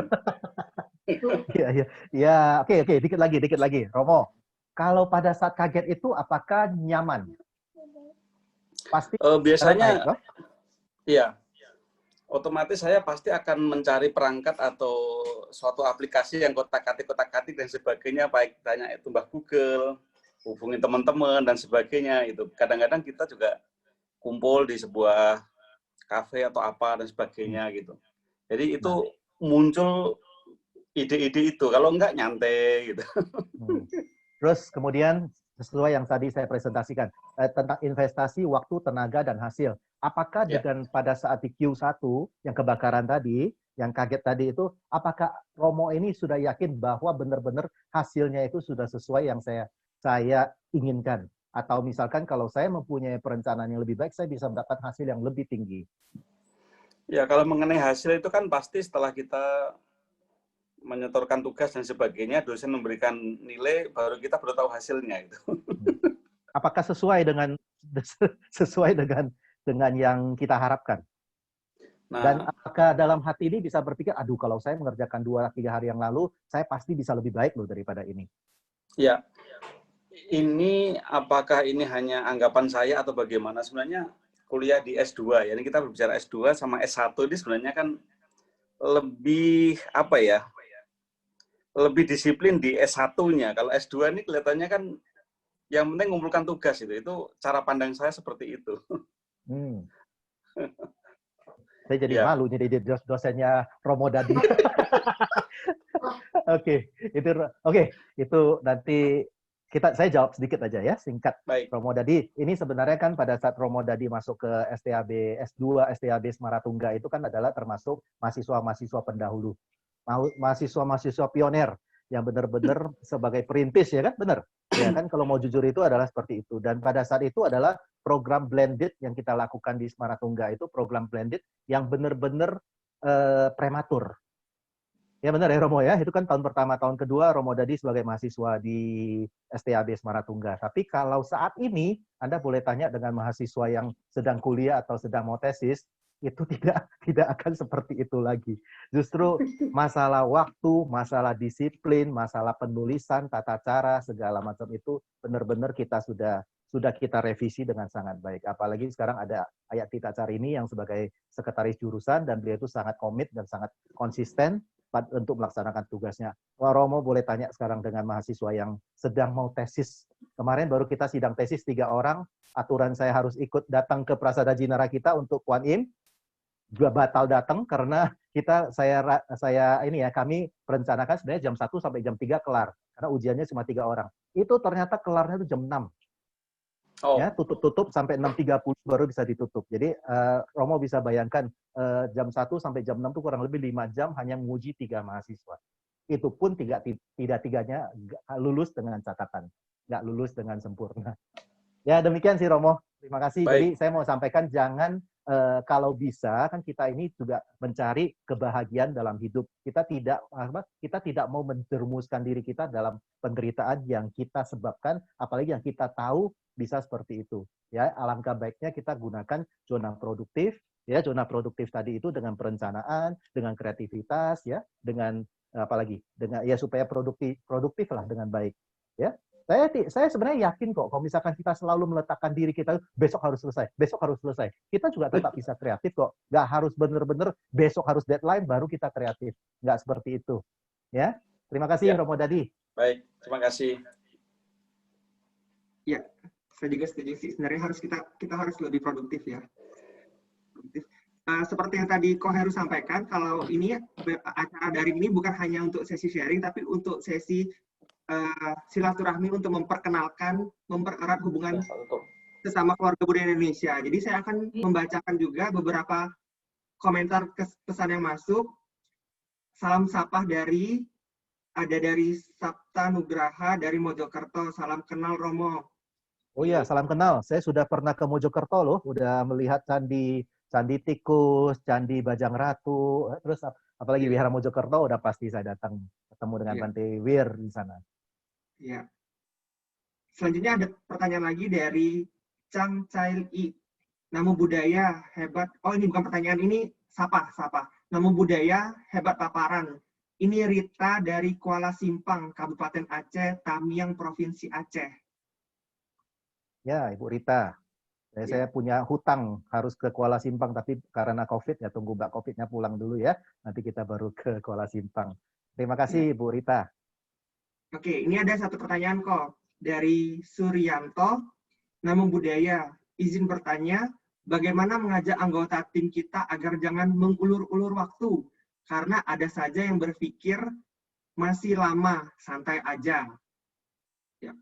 Oke, Pak Suryanto dari Nias ya ini ya? Dari mana ini? Oh, dari Nabire, Papua. Waduh, jauh sekali ya. Nabire, luar biasa. Ngomong-ngomong, Niko sudah keliling kemana aja, Niko? Saya Nabire kebetulan belum pernah pergi. Ya. Mau diajak kok nanti kalau pernah. Syukurlah. Alhamdulillah. Ya. Saya juga satu berkah bagi saya, terus terang harus saya akui, gara-gara saya sebagai pengurus MBI, ya saya bisa mengunjungi begitu banyak tempat di Indonesia. Ya, yang paling sering ya sebenarnya Sumatera Utara yang paling sering mengundang saya. Saya sebenarnya Oktober ini juga ada jadwal keliling beberapa kota di Sumatera Utara, tapi ya karena Mbak Coronanya belum pulang-pulang ya pas harus kita batalkan acaranya ya. Jadi saya pernah sampai Papua itu saya pernah sampai ke Biak, bahkan 2 kali sampai ke Biak. Ya, jadi makanya saya bilang ini salah satu berkah atau bonus lah kita sebagai pengurus Majelis Budaya Anak Indonesia ya. Ini juga satu inspirasi untuk anak-anak muda. Mudah-mudahan bisa meneruskan karya-karya kita. Ini saya senang kalau tadi Niko mengatakan, mau tersemangat, terinspirasi untuk sebagai menjadi pengurus budaya. Nah, harus benar-benar luar biasa ya. Ada komit pasti bisa lah suatu ketika Anda bisa keliling-keliling Indonesia seperti kami yang sudah kami lakukan. Oke, kalau kita menjadi seorang pimpinan, katakanlah ini kan kalau bertanya adalah anggota tim kita agar jangan mengulur-ulur waktu. Nah, ini harusnya kan sudah mengikuti programnya Pak Budiman ya, yang mindful leadership. Dan Pak Tatang ya, kalau nggak salah kemarin juga menjelaskan tentang leadership ya. Jadi saya sebenarnya tidak gitu mau masuk ke ranah sana karena sudah dijelaskan. Saya nggak tahu Pak Suryanto ini sudah mengikuti 2 program itu atau belum. Kalau belum nanti minta rekamannya dengan MBI Pusat dengan PSDM ya. Nah, yang saya mau katakan cuma satu hal. Jadi leader itu adalah influencer. Leader adalah seorang teladan. Jadi kalau kita, Pak Suryanto, Bapak Upasaka Pandita Suryanto, kalau kita sebagai leader dan kita mengatakan, besok kita meeting jam 7 waktu Papua. Ya, jam 7 waktu Papua. Berarti itu jam 5 waktu Indonesia, waktu Jakarta, kan gitu ya. Ini beda 2 jam. Nah, sebelum jam 7 itu kita sebagai pimpinan, apakah Bapak ini adalah ketua MBI-nya, PC-nya, atau ketua panitianya, atau ketua lembaganya, ya kalau kita yang mengajak meeting, alangkah baiknya kita memberikan contoh, kita tidak terlambat. Itu dulu. Itu dulu. Ya, kalau misalkan kita juga sebagai seorang leader itu kan ya kalau bahasa Jawanya dulu kan digugu dan ditiru kan, guru digugu dan ditiru. Leader juga sama. Seorang leader itu juga seorang inspirator kan, namanya juga seorang leader, seorang influencer.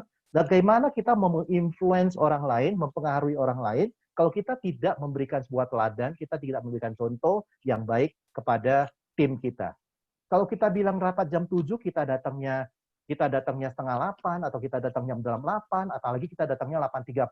Orang sudah sampai sata, bawantu, sukitata, teng, kita baru tahu, oh sorry, saya terlambat ya, ada apa yang mau dibahas nggak ya?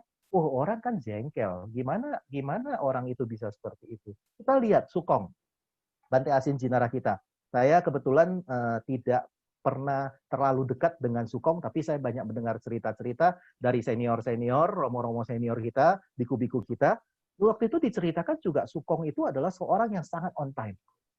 Anda bisa bayangkan, saya nggak tahu di Nabire, Romo Suryanto, mohon izin, di wihara Anda ada nggak foto Sukong? Dipasang foto Sukong. Pernah nggak Sukong nyampe ke Nabire? Saya tahu Sukong pernah nyampe di Nabire. Romo Suryanto bisa berbicara nggak? Boleh menjawab pertanyaan saya. Pernahkah atau Romo pernah tahu Sukong itu pernah sampai ke Nabire? Bisa Pak Suryanto, tapi oke lah, saya membaca ceritanya, seingat saya yang saya pernah tahu, mohon maaf kalau saya salah, Sukong itu pernah sampai ke Nabire.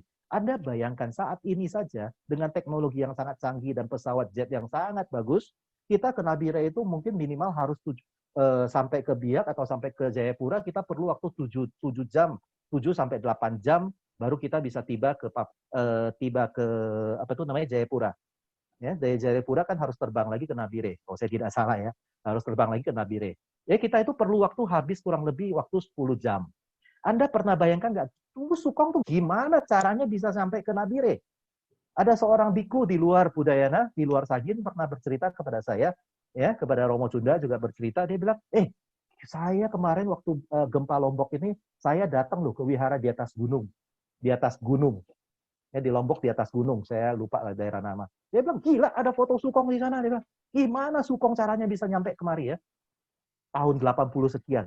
Sekarang yang gitu canggih saja, kita nyampe tempat itu, kita udah bilang, gila ya capek banget gua sampai daerah ini. Tapi kita kembali lagi, flashback kembali, Sukong aja bisa nyampe ke sana.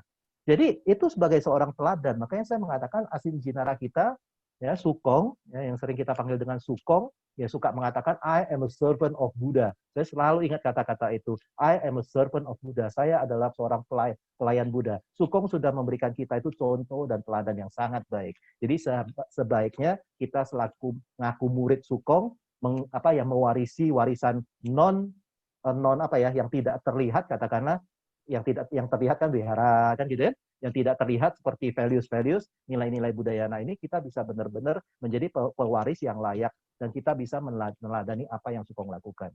Demikian sih kalau Pak Suryanto, menurut saya seorang leader harus memberikan contoh, teladan, baru tim kita itu bisa ngikut. Kalau kita selalu on time, mereka telat, kan mereka paise juga. Gila, bos gua udah datang, masa gua belum nyampe? Kan kurang lebih seperti itu. Terima kasih Pak Suryanto, semoga menjawab. Kembali ke Niko, silakan. Ya, terima kasih Ko Heru, terima kasih juga Pak Suryanto dari Nabire. Kelang waktu 2 jam dari waktu Jakarta, berarti sekarang sekitar 8.45, hampir pukul 9. Luar biasa ya. Salam dari kita untuk semua masyarakat keluarga budaya Indonesia di Nabire. Saya bacakan lagi, ini ada salam sapa dari Ibu Nancy, MBI Bogor. Terima kasih Pak Heru dan Niko untuk acara pada sore hari ini. Salam juga Ibu Nancy. Ini Ibu Nancy ini senior kita. Saya pernah ketemu beliau itu naik kereta api dari Bogor mau ke Jakarta. Waktu itu adalah mamanya Pak Hudaya Kandajaya, Profesor Hudaya Kandajaya meninggal. Jadi saya naik kereta api ke Bogor. pas pulang ketemu Bu Nancy ya, jadi kita ngobrol-ngobrol di panjang jalan, tapi di keretanya kita udah beda gerbong karena beliau itu di gerbang wanita, saya di gerbang umum ya. Jadi Ibu Nancy ini juga seorang senior kita yang sangat luar biasa. Terima kasih Bu Nancy. Ya Bu Nancy, terima kasih telah bergabung. Selanjutnya ini ada pertanyaan lagi dari Effendi. Jack Ma menyarankan anak muda bekerja dalam 1 minggu, 6 hari, 12 jam per hari. Apakah itu hal yang baik, Romo Heru? Terima kasih dari Jakarta. Iya, terima kasih Pak Effendi. Jack Ma memang seorang yang sangat luar biasa ya. Jack Ma itu dari bukan siapa-siapa, from zero, benar-benar from zero to hero ya. Itu sangat luar biasa. Saya nggak berani komentar terlalu banyak tentang hal ini.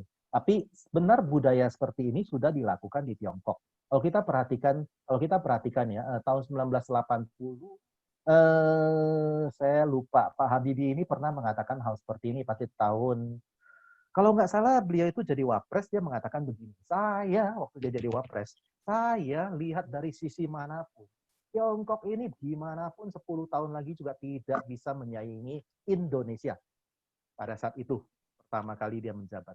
Tapi beberapa tahun kemudian, ya kalau nggak salah setelah milenial, Pak Habibie kan pernah menjadi presiden Indonesia ya. Pada saat itu dia meralat pernyataannya, dia mengatakan seperti ini, bagaimanapun saat ini kita tidak bisa menyaingi Tiongkok dari sisi manapun. Saya ingat persis kata-kata ini. Diralat dalam waktu dalam waktu yang sangat dekat lah. Nah, memang kalau kita lihat kembali, Tiongkok ini memang sangat luar biasa. Mereka punya apa ya? Kalau saya mengatakan Tiongkok ini punya komitmen yang sangat luar biasa. Saya nggak tahu gara-gara dari sistem pemerintahan yang otoriter atau bagaimana, saya nggak tahu persis lah. Karena kita kan hanya mengetahui Tiongkok itu dari buku-buku. Saya punya satu buku yang ditulis oleh Wakil Menteri Pendidikan Tiongkok yang menjabat kurang lebih 25 tahun. Wakil Menteri Pendidikan menjabat 25 tahun. Dia menerbitkan satu bukunya saya ada. Jadi waktu itu saya lagi kuliah S3 diberikan oleh dosen saya. Dia bilang, ini orang Tionghoa harus ngerti filosofi pendidikan Tiongkok. Saya baca bukunya memang bagus sekali. Itu ditulis pengalamannya 25 tahun sebagai wakil menteri. Jadi saya mau mengatakan 25 tahun sebagai wakil menteri itu di Indonesia itu udah satu rencana jangka panjang ya. Jadi mereka itu tidak ada cerita ganti sana, ganti sini, ganti sana, ganti sini. Jadi memang Tiongkok ini menurut saya luar biasa. Dan itulah mereka itu sangat konsisten yang saya katakan, mereka itu adalah orang pekerja keras. Ya, kalau saya nggak salah di Tiongkok itu bank itu hari Minggu buka loh. Kita Sabtu aja tutup. Di Tiongkok itu bank itu hari Minggu aja buka dan mereka itu bekerja dengan baik. Nah, jadi mungkin karena sosiologi kita dan katakanlah demografi kita dan budaya orang Indonesia agak berbeda dengan Tiongkok. Di Tiongkok itu mungkin mereka bekerja 1 minggu 6 hari atau 7 hari atau 12 jam per hari itu hal yang biasa gitu. Tapi bagi kita mungkin ada satu hal yang kaget. Kalau saya ini kan saya selalu mengatakan saya ini adalah orang kualitatif. Di kampus juga saya selalu lebih suka membimbing tesis dengan basic kualitatif dibanding kuantitatif. Saya juga sebenarnya lebih suka adalah yang diasah atau yang ditonjolkan itu adalah sisi kualitasnya dibanding kuantitasnya. Bukan berarti kuantitas tidak penting ya. Kuantitas juga penting untuk sebuah kuota minimal. Misalkan kita punya MBI se-26 provinsi. Ya kita berapa provinsi? 26 provinsi kalau saya tidak salah. Masa panditanya cuma 26 orang? Secara kuantitas kan nggak mungkin juga ya. Jadi ya secara kuantitas itu juga ada harga minimal yang harus dipenuhi. Tapi setelah harga minimal itu ada kualitasnya harus benar-benar ditingkatkan. Ya, jadi seperti itu sih. Jadi saya tidak mengomentari terlalu banyak tentang Jack Ma. Kan filosof Anda pernah baca meme-meme yang lucu-lucu itu seperti lucu-lucu itu suka menggunakan Jack Ma kan. Jack Ma itu bilang apa? Orang sukses kentutnya saja kedengaran bijaksana. Kan begitu. Itu fakta. Kalau orang belum sukses atau orang belum kaya, ngomong bijaksana pun dianggap sebagai kentut. Tapi kalau orang kaya, orang sukses, kentut aja dibilang bijaksana. Ya kurang lebih seperti itu. Jadi saya tidak mau mengomentari Jack Ma terlalu banyak. Tapi dari sisi kerja keras, saya setuju dengan beliau. Terima kasih. Oke, terima kasih kepada Ko Heru. Terima kasih juga pertanyaan dari Ko Effendi, Jakarta. Ko Heru, ini kita masih punya ada 2 pertanyaan, namun karena waktu kita terbatas, saya akan pilih 1 pertanyaan saja. 1 pertanyaan akan kita jawab di media lain. Oke, Ko? Oke. pertanyaan terakhir yang akan saya bacakan adalah dari Bapak Andi. Ko Heru izin tanya, bila kita sudah menerapkan manajemen waktu dalam teamwork, terkadang kita ketemu dengan situasi yang tidak sesuai dalam teamwork. Bagaimana mengatasi perasaan yang stres akibat target atau situasi yang akan dicapai tersebut? Terima kasih dari Andi Banten. Nah, ini menarik Pak Andi, terima kasih. Ini pertanyaannya bagus sekali. Kita sudah merencanakan dan kita sudah menyusun dengan baik, tapi ternyata program kita atau planning kita itu tidak berjalan dengan baik. Ya, berarti ada beberapa kemungkinan. Yang pertama adalah pada saat kita menyusun perencanaan itu mungkin kita tidak mengecek fakta sesungguhnya. Environment apa? Faktor lingkungan, faktor itu pada saat kita menyusun ini. Kalau ini adalah namanya, kalau di mata kuliah itu ada namanya strategic planning ya. Strategic planning kemudian baru masuk ke strategic management. Kalau strategic planning itu pada saat kita menyusun sebuah rencana dengan teamwork kita tentunya, kan pasti kita itu yang paling pertama kita menyusun misi dan visi. Oke, katakanlah itu sudah jelas, misi dan visi MBI sudah sangat jelas.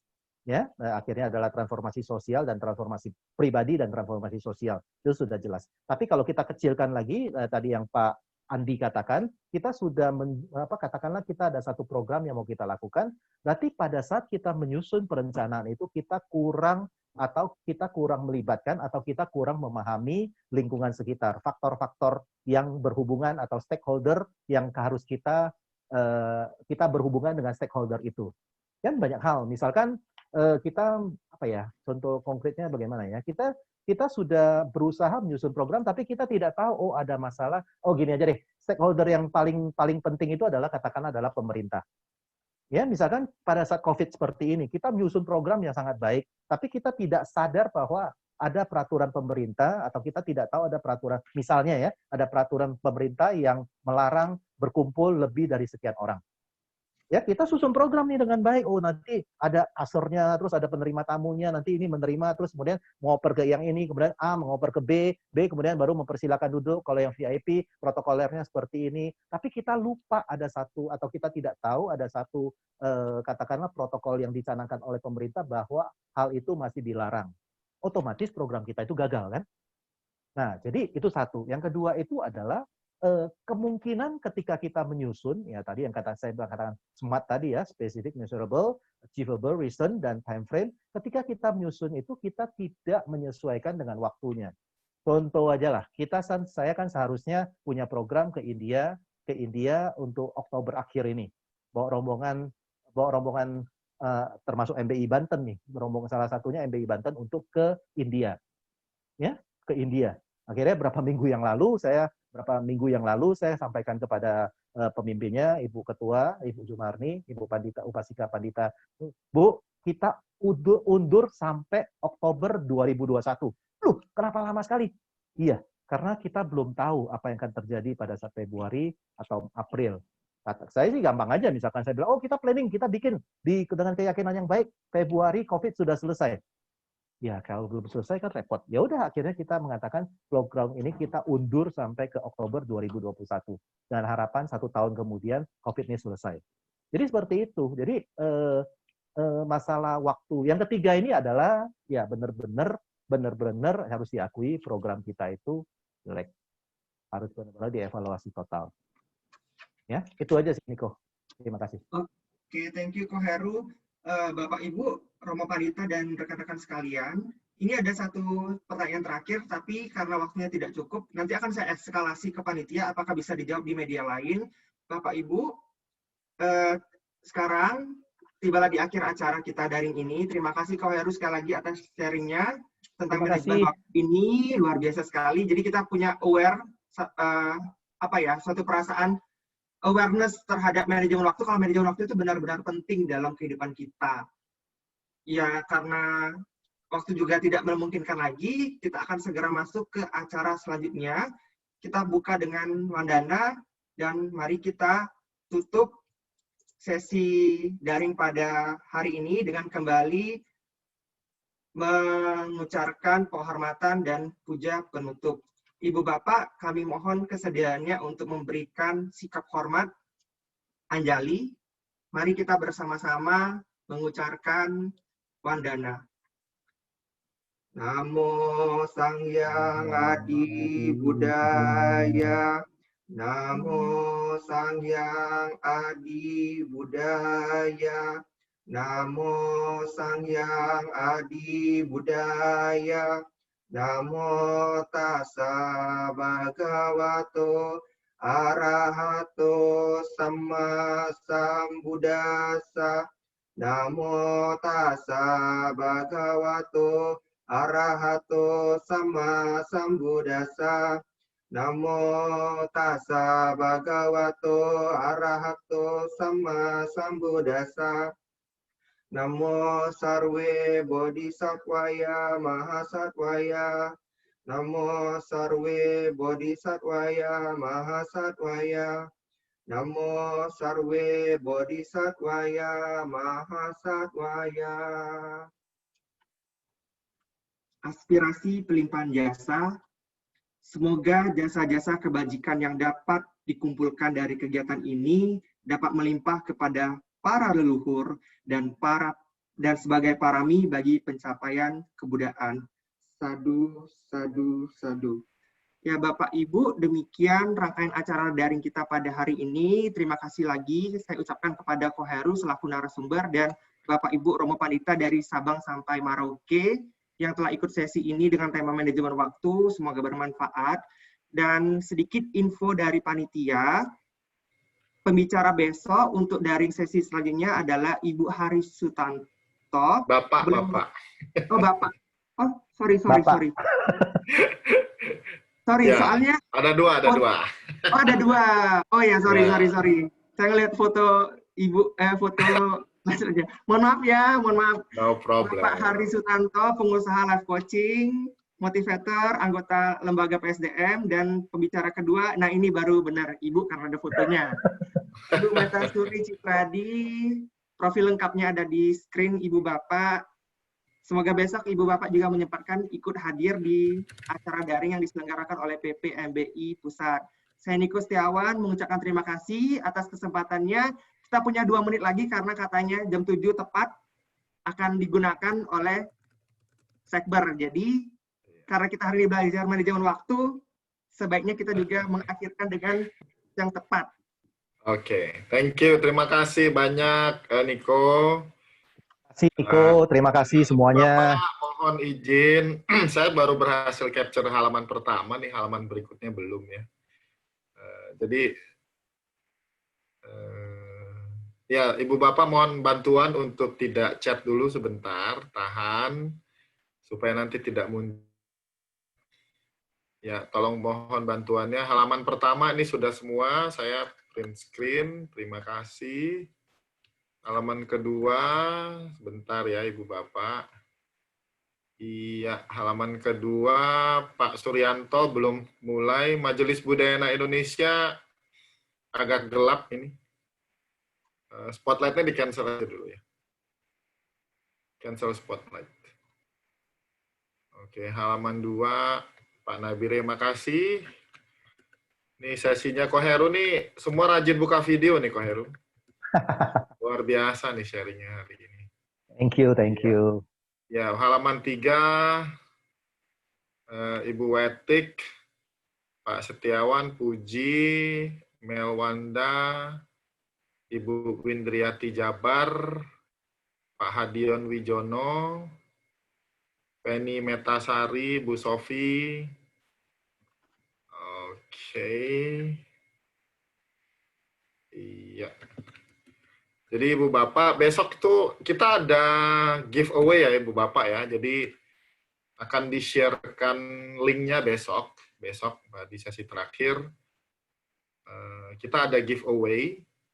Jadi kita ada kuis juga dan lembar evaluasi di mana kita akan memberikan pulsa sebesar Rp50.000 kepada 20 orang yang beruntung, yang karma baiknya berbuah. Nanti bisa request ke Akil untuk menambahkan 0 di belakang koma lagi nggak kok? Itu urusan tambah 0 tuh urusan. Itu urusan tambahan 0 itu nanti sama bendahara umum ya. Ya, Romo Hendra, foto saya sudah kan. Belum tahu Ibu Julia, tunggu sebentar Bu Juli. Ya, Ibu Bapak mohon tidak ngechat dulu sebentar, tahan ya. Halaman keempat ini agak repot ya, banyak yang ngumpet ini. Iya. Pak Ketum kita ternyata lagi di jalan, terima kasih Ko Amin, meskipun di jalan tapi tetap bergabung. Oke, baiklah, karena waktu juga saya screen aja, yang penting namanya sudah semua muncul. Oke. Baik, Ibu Bapak, terima kasih banyak. Nico, thank you so much for your time today. Terima kasih banyak. Jadi besok kita ada 2 sesi lagi, Ibu Bapak. Satu bersama dengan Ko Hari Sutanto, ya Pak Hari Sutanto ya, saya ingatkan sekali lagi. Dengan Ko Hari. Topiknya coaching. Jadi kenapa kita tetap mengundang? Karena Ko Tommy dan Ko Hari ini 2 pakar yang mempunyai dasar keilmuan yang berbeda, ya. Maksudnya mereka punya pengalaman yang juga dapat kita pelajari bersama mengenai coaching. Jadi Ibu Bapak akan dapat pengalaman dan pengetahuan yang berbeda. Jadi wawasannya akan bertambah. Giveaway-nya di sesi 2 ya, of course sesi 2 dong. Nanti link untuk menjawab pertanyaan akan diberikan, Ibu Bapak bisa menjawab, ada poinnya. Dan saya kasih clue ya Ibu Bapak ya. Clue. Pertanyaan itu adalah pertanyaan-pertanyaan yang sudah Ibu Bapak jawab di daftar hadir yang lama. Ya.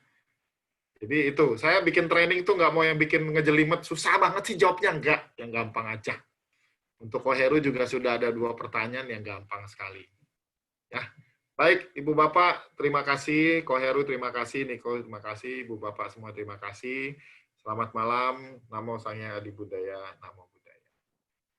Terima kasih. Namo Sang Adi Budaya, Namo Budaya. Buddha bless you. Buddha bless Indonesia. Thank you. Thank you semuanya. Thank you Ko Heru, thank you Ko Moming kesempatannya.